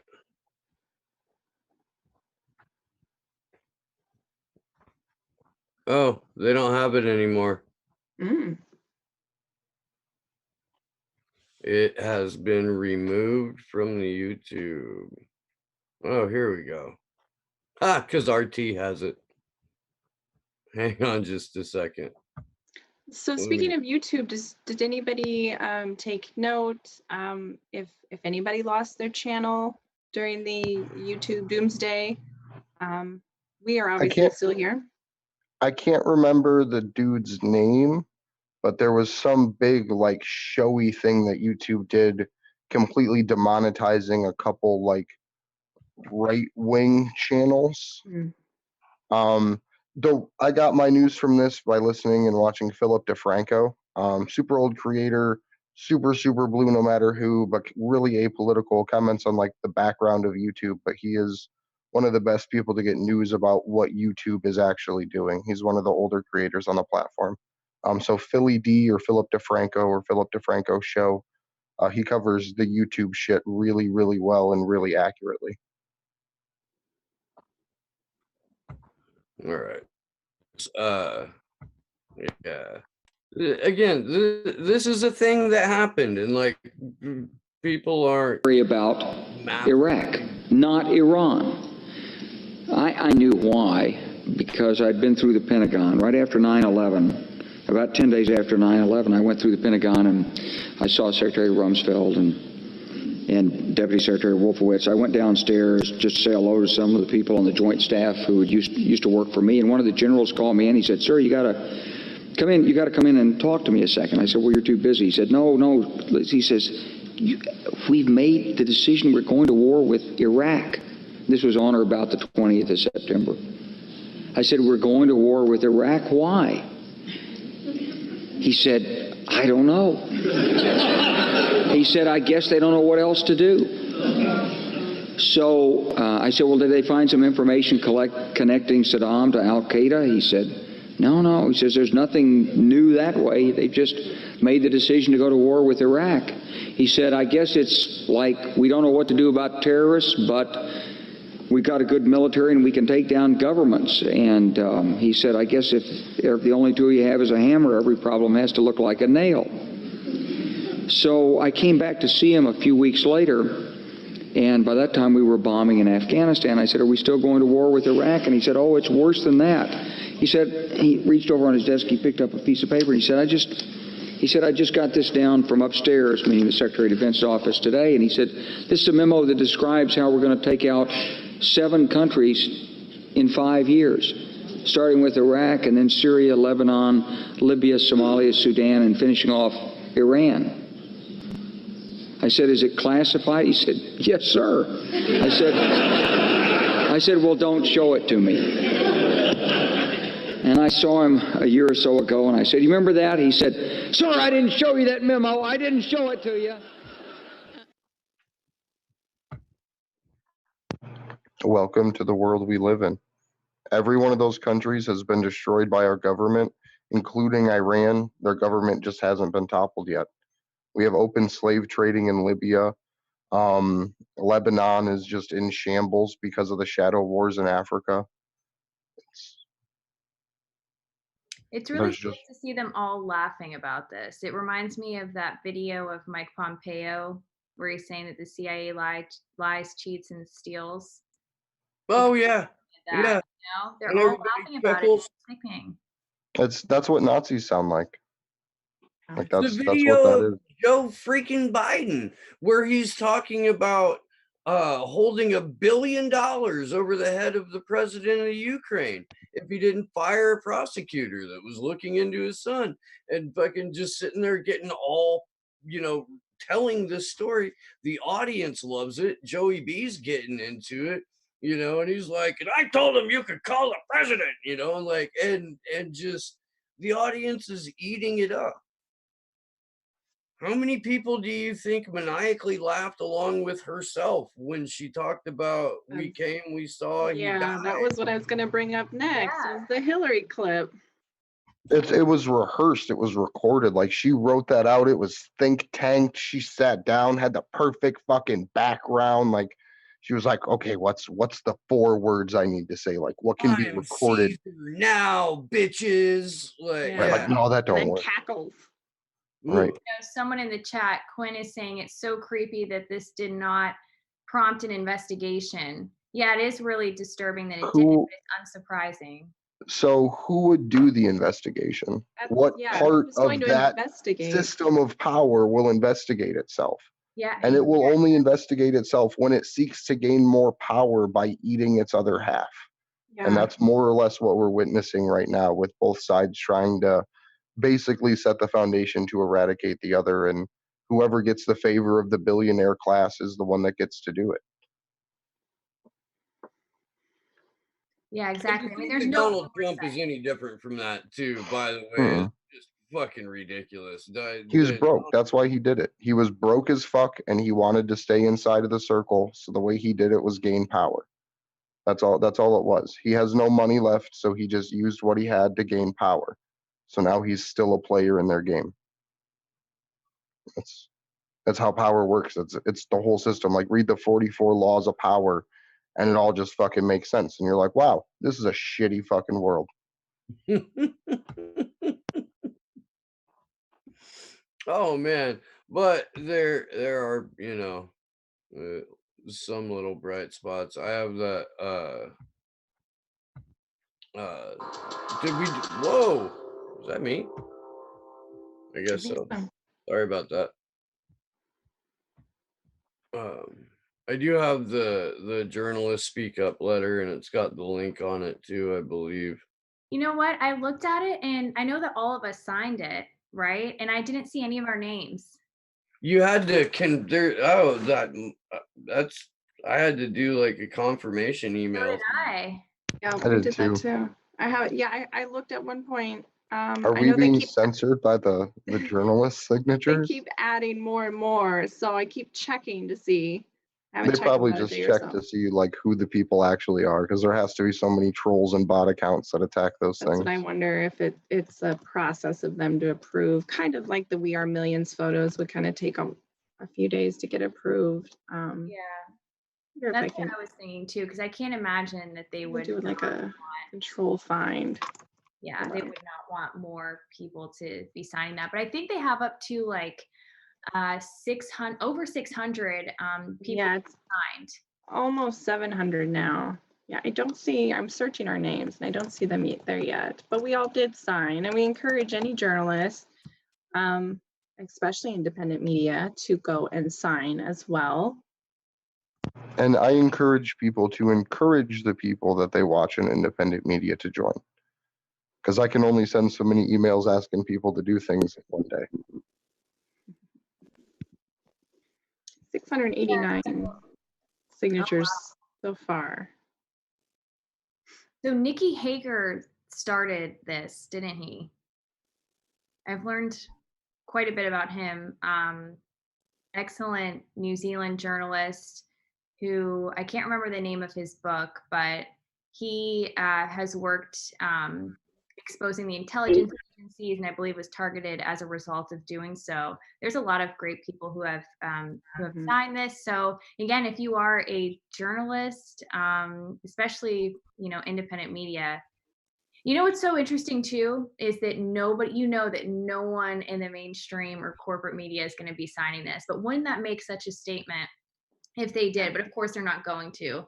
They'd probably lose their job, be threatened, you know, for doing that. Yeah. Which, you know, shame on them for even allowing themselves to be in that position to be threatened and, you know, put up with it, because this jeopardizes all journalists' press freedoms.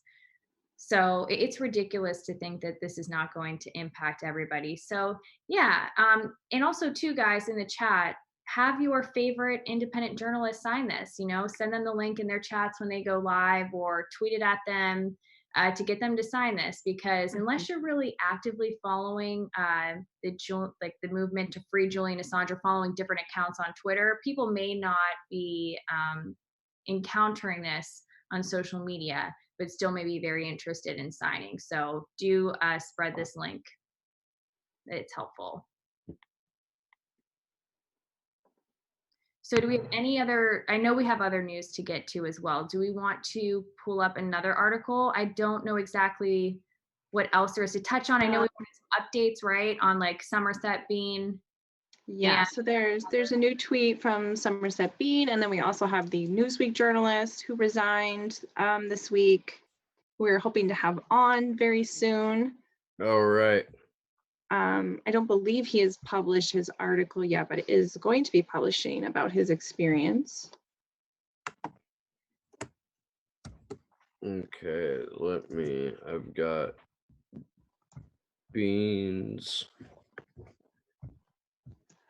Right. Again, for you guys, if you are not familiar with Somerset Bean, this is a graphic designer for WikiLeaks. All of the major graphics that you see on social media, that you see in public, were created by this person. I suggest following him if you aren't already at Somerset Bean. Unfortunately, this individual was issued a subpoena, right?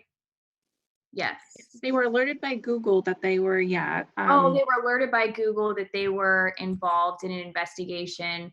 But there was a search and seizure warrant, and then he received an email at first, and then they did some searching on Pacer and found some connections to the Mueller investigation, I think back in fall of 2018. And so now he has just tweeted out the document, the search and seizure warrant, I believe, but it is redacted. But it does have Julian Assange's name a little bit further down. Oh, actually right there.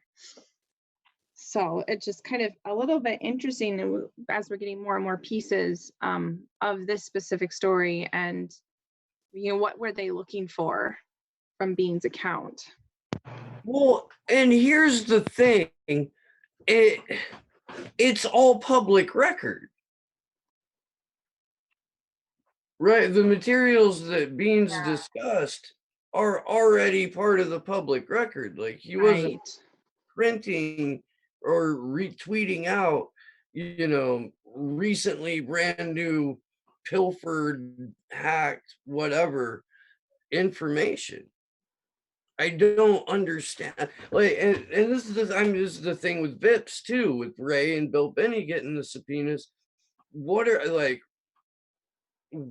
they trying to? It's all VIPs doesn't release a memo unless the documentation is already public. Like, a couple of those guys have already been locked up. They're not trying to go back. So why they're getting subpoenaed just boggles my mind, unless it's just pure intimidation. The thing with Bean, and it to me, from my perspective, I think it is pure intimidation, because Bean is the core person behind starting the Bring Julian Home movement, at least from what I know. Yeah, that's a big movement in Australia right now. And he did a big poster graphic that they did a fundraiser for, to plaster. I believe it was Sydney. It might have been Melbourne. I think it was both. It might have been. They made it. Yeah, I think they took it from one to the other. And they also just wrapped John Shipton's van down there with a graphic. So yeah, he's not only the graphic designer, but is influencing and doing movements in Australia as well. And all those, the WikiLeaks, we've used one on our website. They're awesome graphics. I think there is the top 10 of each drop, and it sort of has the infographic of kind of the main points of each one. Those were all created by Somerset Bean too, and those are just an amazing thing. A lot of people print those out large and have used them at actions too. I actually passed them out on Halloween. Nice. Top 10 WikiLeaks from its 10-year anniversary. I printed a bunch of them and went around and passed them out when I was trick-or-treating. Yeah, those are with my kids. Like, it wasn't me trick-or-treating, just I think everybody got that. So we do have, Steve, you see you had the other tweet to pull up. This is in reference to Tariq. I'm not going to pronounce this name correctly. Tariq Haddad. But one of you guys explain this. Absolutely. Yeah. So I mean, it's pretty declarative right there up front. But yesterday I resigned from Newsweek after my attempts to publish newsworthy revelations about the leaked OPCW letter were refused for no valid reason. You guys should remember, because I'm pretty sure, we talked about it here And I talked about it on Slow News Day with Jared Beck and Gordon Dimmick, and during that episode, that was a fantastic day, by the way. But to continue, actually, let's back up for a second and talk about that. You guys remember, way back in what 2017, there was a reported chemical weapons attack in Douma in Syria, and Bashar al-Assad was immediately blamed on it. How could he gas his own people? This is horrible. How could he do that? About a year later, the OPCW report came out. Almost immediately after that was a leaked document saying that there had been something that was left out of it. The propaganda around it was ridiculous. They had a CNN reporter sniffing backpacks. They had a kid who is on camera saying, "I don't know what happened. They came in, they threw water on me, and they told me to act scared." And that was a gas attack victim. Flash forward to about a month ago, there is another OPCW team member who was part of this report who came forward and said, or no, there was a leaked document saying there was more parts missing. And then right after that, WikiLeaks released a ton of information from one of the team members in this. So there's a total of 2 people that were part of building this report that have come forward to say, this did not happen the way that they're saying. Tariq Haddad, Newsweek employee, like David Sirota used to be too, wants to go forward. They say no. He says, I've collected evidence on how they suppressed the story, in addition to evidence from another case where info inconvenient to U.S. government was removed, though it was factually correct. I plan on publishing these details in full shortly. However, after asking my editors for comment, as is journalistic practice, I received an email reminding me of confidentiality clauses in my contract, i.e., I was threatened with legal action. I'm seeking legal advice on how to proceed and whether I may be entitled to some type of whistleblower protection due to possibly fraudulent behavior. At the very least, I will publish the evidence I have without divulging the confidential information.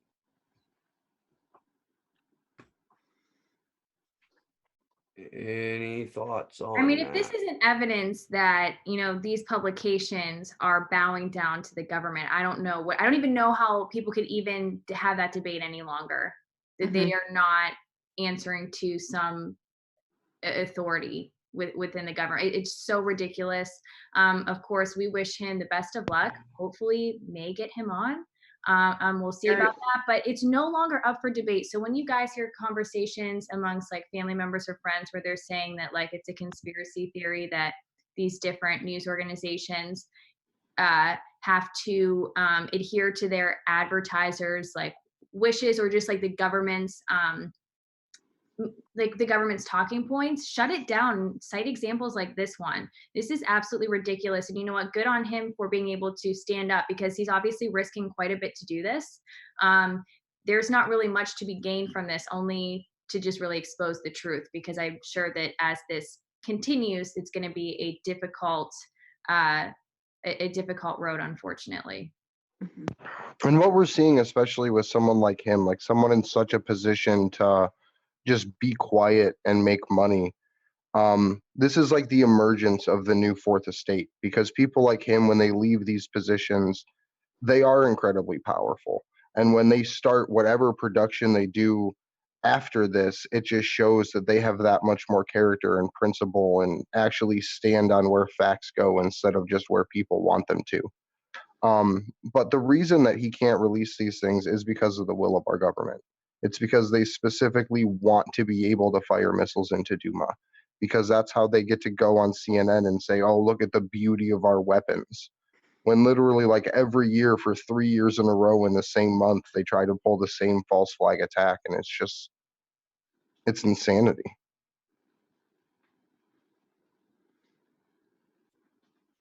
Yeah, and that reporter, I know we've spoken about it before, but seriously, that reporter actually was clearly planted there. Steve, I think you said that too, that reporter was put there. And I think people have looked into her background, and she has some ties with Israel. Am I correct here? I remember hearing this, and I thought that was really interesting. Well, I can't remember the exact field reporter that they have. I mean, do you get embedded, or you get, you know, you're a foreign correspondent when you played ball. They're not letting you over there to do anything but report the company line. When we started televising war, the mistake that they made during Vietnam was showing the actual human cost of it. And we rarely show that anymore. If we do, it's to play up the role of victimhood on the part of whatever country we need to invade on the behalf of. But we don't show US soldiers wounded, like, hardly ever anymore. So if you're an embedded reporter, you're there to sell the narrative. You're there to keep, you know, keep the Micmac, as Ray McGovern puts it, rolling and operating.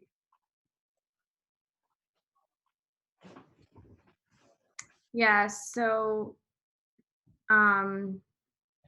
okay, I just want to address something in the chat real quick. William Martyr keeps telling us to approach Democracy Now! And Amy Goodman specifically.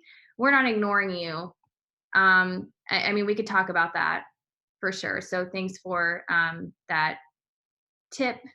We'll consider it. I would love to get Amy Goodman on. I think that would be awesome. Yeah, William Martyr, if you could make that happen. Set that up. Yeah. Thank you. We should get her and H.A. Goodman on in the same episode. I'm not too familiar with H.A. I don't think they would have the same opinion on things. No, but see, the thing is, they both report inaccurate information to support their political agenda, I guess. So, I mean, it would be pretty cool. So I do want to remind everybody of some upcoming court hearings for Julian Assange that are happening within really the next week and a half. December 13th, there is an administrative court hearing at Westminster Magistrates Court. Julian Assange will be appearing there via video link, to my knowledge. There is also a case management hearing on December 19th. This one, there's kind of been some thoughts or some notes that perhaps the dates will be discussed. So we're really hoping to have firm dates of when the extradition hearing in February will be, just to have some confirmation of that. And then December 20th, and this one is a little bit more of a bigger one. Julian will actually be moved from Belmarsh to Westminster Magistrates Court to testify via video link for the Spanish spy case, and that is December 20th at 10 a.m. So that will be interesting because until this was set up, we weren't going to have Julian be out in public essentially again, since the extradition hearing in February is going to be held within the Belmarsh court prison system. So yeah, some really big things to be paying attention to. Obviously, our friends in the UK, Gordon Dimmick, people are going to be trying to get as much information as they can out on Twitter and YouTube, and we will be following and retweeting as well those mornings. Yeah, and then speaking of we have the video. Do we want to play that for everybody? Yeah, this is a really interesting video that was done by a German news outfit. But I just thought it was be a really good thing to show because it kind of goes into a little depth about the spying in the embassy and kind of shows some of the footage of pretty famous people you'll recognize, like Glenn Greenwald and his lawyers and stuff coming in and out and meeting with Assange. It also provides some, additional information that we haven't really had access to elsewhere. And again, having that visual is really helpful. So yeah, we should put it on. I think Quinn actually shared this with me before, but yeah, Steve's got it up for us. The Embassy of Ecuador in London. For almost 7 years, US state enemy number 1 resided here. Julian Assange. From his exile, he continued to work for WikiLeaks. Police and secret services had to stay outside. Oh, come on. Maybe I won't full screen it. Only selected visitors, such as politicians, journalists, and lawyers, were allowed inside the embassy. They were not controlled by the police, but by a security company which worked on behalf of the Ecuadorian government.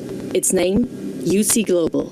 The only goal should be protect the embassy with the guest, the political asylee. However, according to research by the German investigative TV show Panorama, the security company apparently had a second, secret client. It was for this client that Assange and his guests were systematically spied upon. The founder of UC Global, David Morales, is said to have sent requests to his employees. These would come from American friends. A former employee said about the boss, when I asked him who his American friends are, he replied, US intelligence. Employees are said to have uploaded audit logs and videos to a server that apparently was accessible to American users.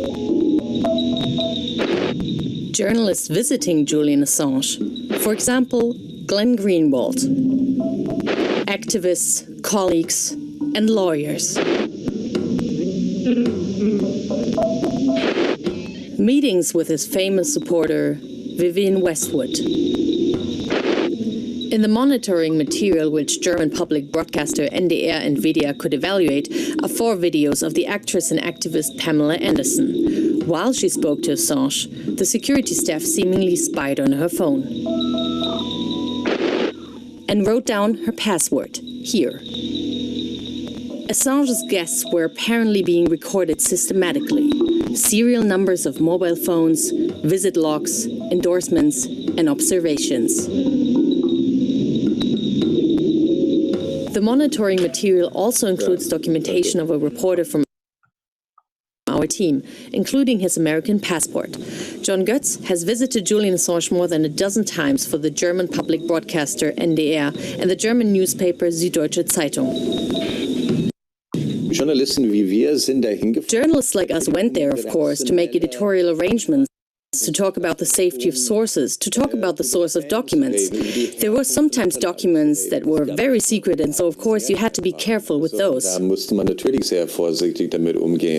Allegedly, at the request of the Americans, UC Global was asked to record the tone of discussions from 2017. Internal emails say, the indoor cameras should have a built-in microphone that is invisible to the naked eye. In December 2017, the company apparently installed new cameras with microphones and also an additional bug in the fire extinguisher. Just like any organization's decision-making speed is based upon health. Visiting controls of Assange's lawyer. Aito Martinez defends him against the US. For important talks, Assange often leads his lawyer's team into the ladies' room for fear of surveillance. Julian Assange was always worried about being bugged, but we never thought that this surveillance would get that far, as it now had been revealed. According to the testimony, a bug was also hidden in the ladies' room, in a cable behind this package. The fact that they recorded conversations between Assange and his legal team violates attorney-client privilege, which is a fundamental right in every democratic country. In Spain, where the headquarters of UC Global are located, the National Court has launched investigations against the security company and its boss. The lawyer of UC Global agreed to an interview to discuss the allegations of illegal wiretapping. The company denies this completely because it is obviously wrong. It is not of interest to the company, and private conversations were never recorded. And also, it is technically impossible. But I've seen videos with sound recordings. They exist. Why are you denying it? Because until today, I have never heard them. And what was the relationship between David Morales and the United States? I already said that UC Global has worked with the US intelligence service multiple times, but not in this specific case. American authorities did not comment on the allegation of having ordered the wiretapping at the Embassy of Ecuador. The German public broadcaster NDR has filed a lawsuit on Thursday against UC Global for violating privacy and personal rights regulations.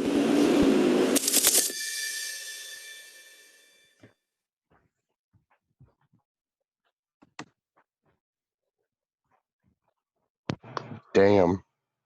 So yeah, well, I don't think it's like the best thing to be spreading around the footage of him and his visitors. I do think it's important to see this, and I thought it was really interesting to see like the cell phone pictures, and really, because when we talk about that he was spied on the embassy, I don't know if people always take that very seriously. So in that way, I do think it is important to see the footage and to what depth he was spied on.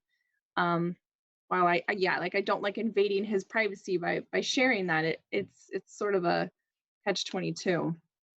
I don't know. I kind of liked seeing the videos of him though, because we don't really get to see much like new video of Julian. So seeing him in situations just with people that you would want to see him in a situation with, like even if it was through spying, was kind of, I don't know, to me seemed good.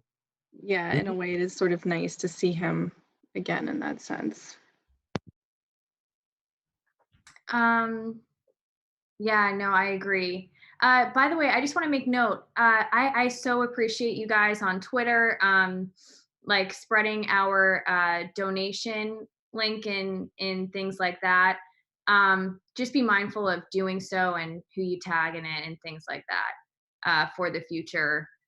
Because we are asking for money to go, to cover this and stuff, but we always want to make sure that we're being tasteful about that and appropriate about it. So just watch what you put to Twitter. But I know it comes from a good place, and I'm appreciative. So, should we talk about what we have coming up on Sunday?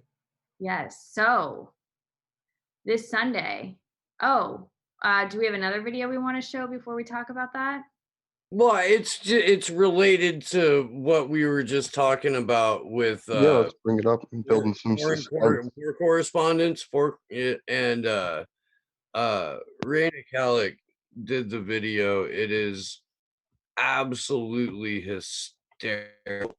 Yeah, the parody of the Western Correspondent video. It's so good. Why can't cooperate with me? Play it. Thank you. Come on. The Pentagon told me Saudi Arabia under threat. Iran's aggression. Shia militias, the Free Syrian Army. This morning, Palestinian stone throwers injured an Israeli tank. Tonight, on Profile in Courage, we sit down with Gertrude Bellinger, recipient of the Women in Media Award, lifting the veil in the heart of darkness. So I've been the Middle East bureau chief for the last 5 years, reporting from some of the most dangerous war zones in the world. What'd he say? What would you like to drink? Oh, latte with soy milk, please. Thanks, Habibi. I mean, it's not a big deal I can't speak the language. You know, some people, they go native and they totally lose their objectivity. I bring a broader perspective. And for local color, I have Aliyah. We're in South Lebanon. The State Department warns Americans against visiting this area. Hezbollah rules with an iron fist here. Some have even described it as a reign of terror. Despite State Department warnings, we're here to find the land bridge between Tehran and the Mediterranean. I'm writing an article about Israel's retaliation against Hezbollah's attacks. It's always a tit-for-tat cycle of violence here. Anyway, I'm on deadline. I need quotes from experts. Alia, get me Charles Lister on the phone and write me some questions to ask him. Also, I think I'm gonna need some quotes from locals. Alia is my stringer. I love her. Oh, Alia, I also need this translated. And you know what? Some coffee. Soy milk. Thanks. حرس الثورة الإيراني بعثوا لنا خبراء من كوريا الشمالية ليدربون على استخدام السلاح النووي المصغر. دفعنا لهم من أرباح تجارتنا بالكوكايين مع إخواننا بفنزويلا. حنضرب حيفا وتل أبيب والقاهرة وإبيزا وميامي. You got that? Good? Everything? Yes. Awesome.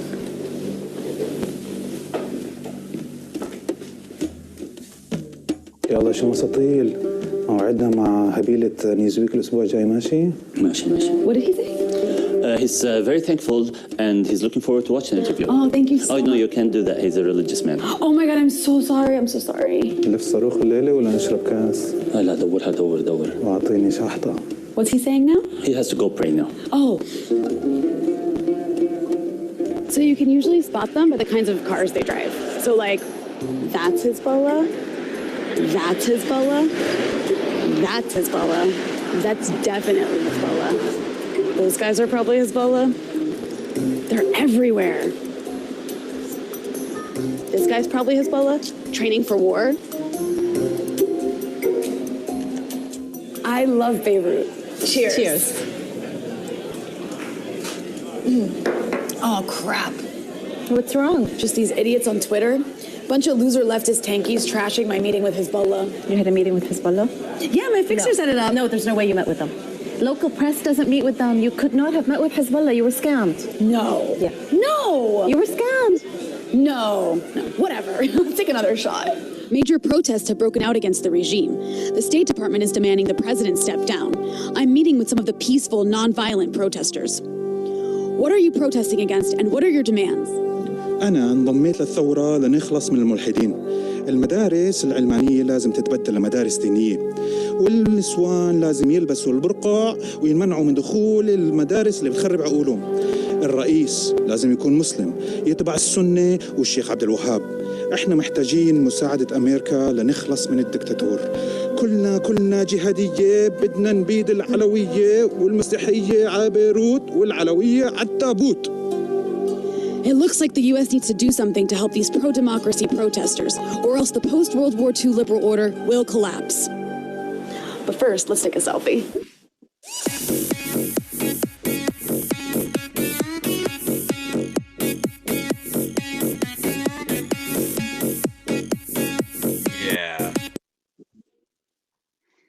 Yeah. That's just fantastic. They didn't do the backpack smell. I was so hoping for the backpack smell. So Quinn just told us in the chat, the polls say Corbyn is 10% behind right now, and closing that gap might be a Tory minority government again, but we'll see. Thanks for that update. Oh, Abort You is here. Hey, thank you for joining us again. We haven't seen you in quite a while, and thank you so much for your help, by the way. He's been helping me with some really tough computer shit, so thank you. By the way, Sunday, we did want to talk about it. Sunday's a pretty big day for all of us.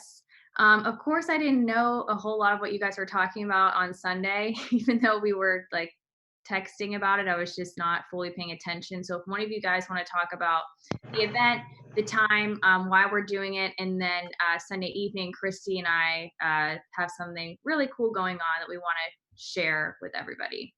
So it's not perfect timing, but it's pretty much the best timing that we can get.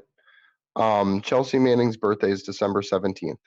So on December 15th, we're going to throw just like a Chelsea Manning vigil, I guess, a Chelsea Manning birthday party. And we're going to have Sophia on. We're going to have Ron Placone, and we're going to have Jason Burmis, and they're all going to be live streaming from their channels to help spread the vigil and get the word out for that. And then potentially we're also going to have Bean on too, just how time and everything plays out with them, with him being in the UK and us being in America, kind of makes it difficult, but that's hopefully the plan. And did you say what Oh, time? and by the way, before that, what time are we starting? So that's 3:30 Eastern. Eastern Standard Time, guys, and we'll be tweeting that out. But do catch that; it'll be a really fun episode. And before that, from 1 to 3 Eastern is Slow News Day live on Sundays. I am 99% sure who my guests are, but I will announce that when I have confirmation. But it's always a really, really good time. And then after that, you can you guys can talk about what happens at 5 and 8 respectively. Yeah, so it's a bit of an action-packed day. At 8 p.m. Eastern, Taylor and I will be hosting a very special event, a top secret event on Susie 3D's channel, on YouTube channel. We can't really give out a whole lot of information about it other than to join us there. We will be hosting. Taylor, did you want to say anything else on that? Yeah, make sure you guys check this out. It's a super top secret event. 1 versus 5i. Do follow that account if you aren't already. That is at the number 1, the letters VS, the number 5, the letter I. That is Susie Dawson's campaign, which is all about Susie Dawson taking on the Five Eyes intelligence agencies, and also holding them to account in a court of law. So there's a special episode that'll be held Sunday, and that is at 8 p.m. Eastern Standard Time, 5 p.m. Pacific Standard Time. Do tune into that because Christy and I are hosting it. But yeah, I think you guys are really, really going to enjoy it. And like Christy was saying, there's not a whole lot we can say now, but we've been working really hard to put something really special together. So I know you guys are gonna really enjoy that. So Sunday, clear your Sundays all day because you got Steve's show, you have our special vigil, and then you have a 1 versus 5i top secret event. So make sure you plan. We just got to find something to do in the morning and we can just make it a fucking marathon. I think it's going to be a marathon, just what we got going on. I'm good with what we got right now because I'm already starting at 10. Yeah. And we typically hang out in Steve's chat, and so it's going to be an all day thing. Right. So before we do close out, I mean, it's 1 a.m. I want to, before I thank everybody for watching, guests, or not guests, but new people to this channel, do make sure you are subscribed and hit the bell. I want to thank our guests tonight, Dak Rouleau and Jeff Black, for joining us. It's a really great episode. So I want to thank them for coming on. And before we close out and go around, is there any more news that we want to touch on before we do so? I think we covered a lot of it today. I think we did too. Okay, so I will start out. Again, thank you guys so much for watching. If you don't know me, my name is Taylor Hudak. You could follow me on Twitter @_Taylor Hudak. I'm an independent journalist and activist. And also, if you are not, for people who are new tonight, if you are not following the 1 versus 5i campaign, please do at the number 1, the letters VS, the number 5, the letter I on Twitter. And also go to the website to learn more, which is 1versus5i.com. You could also follow the campaign on Facebook, facebook.com/1 versus 5i. And don't forget to catch us hosting the event, which is going to be, again, this Sunday at 8 p.m. Eastern Standard Time. And do follow ActionForAssange on Twitter @action_4 Assange. And thank you to our guests, my co-hosts, and everybody who's watching, who participates in the chat. We're really grateful and happy that you guys join us every Wednesday for this. So thank you, and have a great night. If you're seeing me for the first time, my name's Steve Poikinen. I also host a show called Slow News Day, which you can find here on the YouTubes. I try to use independent media as often as possible for the baseline material for my content. I don't show a clip of Rachel Maddow and wag my finger at her and tell you that it's horrible. I actually go to the people who are doing the same thing that we are, which is creating content outside of the narrative. If at all possible and whenever possible, I interview them. I have actually, for a smaller channel, I have interviewed incredible legends in their own rights. So please check that out. You can follow me on Twitter at Slow News Day Show. We do have a GoFundMe. We are trying to cover the extradition hearing of Julian Assange. There are also events in Washington, D.C. So if at all possible, please donate to that. Thank you for hanging out with us. We love you, and good luck to us all. Real quick before Andrew, I want to let you guys know that at 8 p.m. on Sunday, that is not on ActionForAssange's channel. You could catch that stream on Susie's YouTube channel. Mm-hmm. It'll be streaming on both of those platforms, not on ActionForAssange. And of course, we'll be teasing this on social media, but I wanted to make note of that. But earlier in the day at 3:30, we will be on ActionForAssange's channel for a special vigil. So my name's Andrew Zigmund. You can find me on Twitter at Andrew Zigmund, Zigmund. I would just like to remind everybody that you need to do what you can with what you have, with the time and money that you have to do it, and that these things aren't won in one big fell swoop, and it takes time and incremental steps, even if it's just you acting alone in your community to raise awareness about this in the way that you're most comfortable. And with that, I would actually like to thank the chat, because at this point, it's almost like we have a bunch of extra co-hosts, and I love it because the questions that come up are always the best. So thank you very much. And I am Christy Doff. You can follow me at on Twitter at Christy Doff. You can also follow at Unity for J. Look for event dates that are coming up. I know there is a big rally happening this Saturday in London. And as Julian Assange has these court hearings in London, they will be gathering of protesters at Westminster Magistrates Court. But as always, you don't have to wait for these dates to do an action. If you have something happening in your community and you want to hold signs or pass out flyers, there is always an opportunity to talk to the world about Julian Assange and WikiLeaks and Chelsea Manning.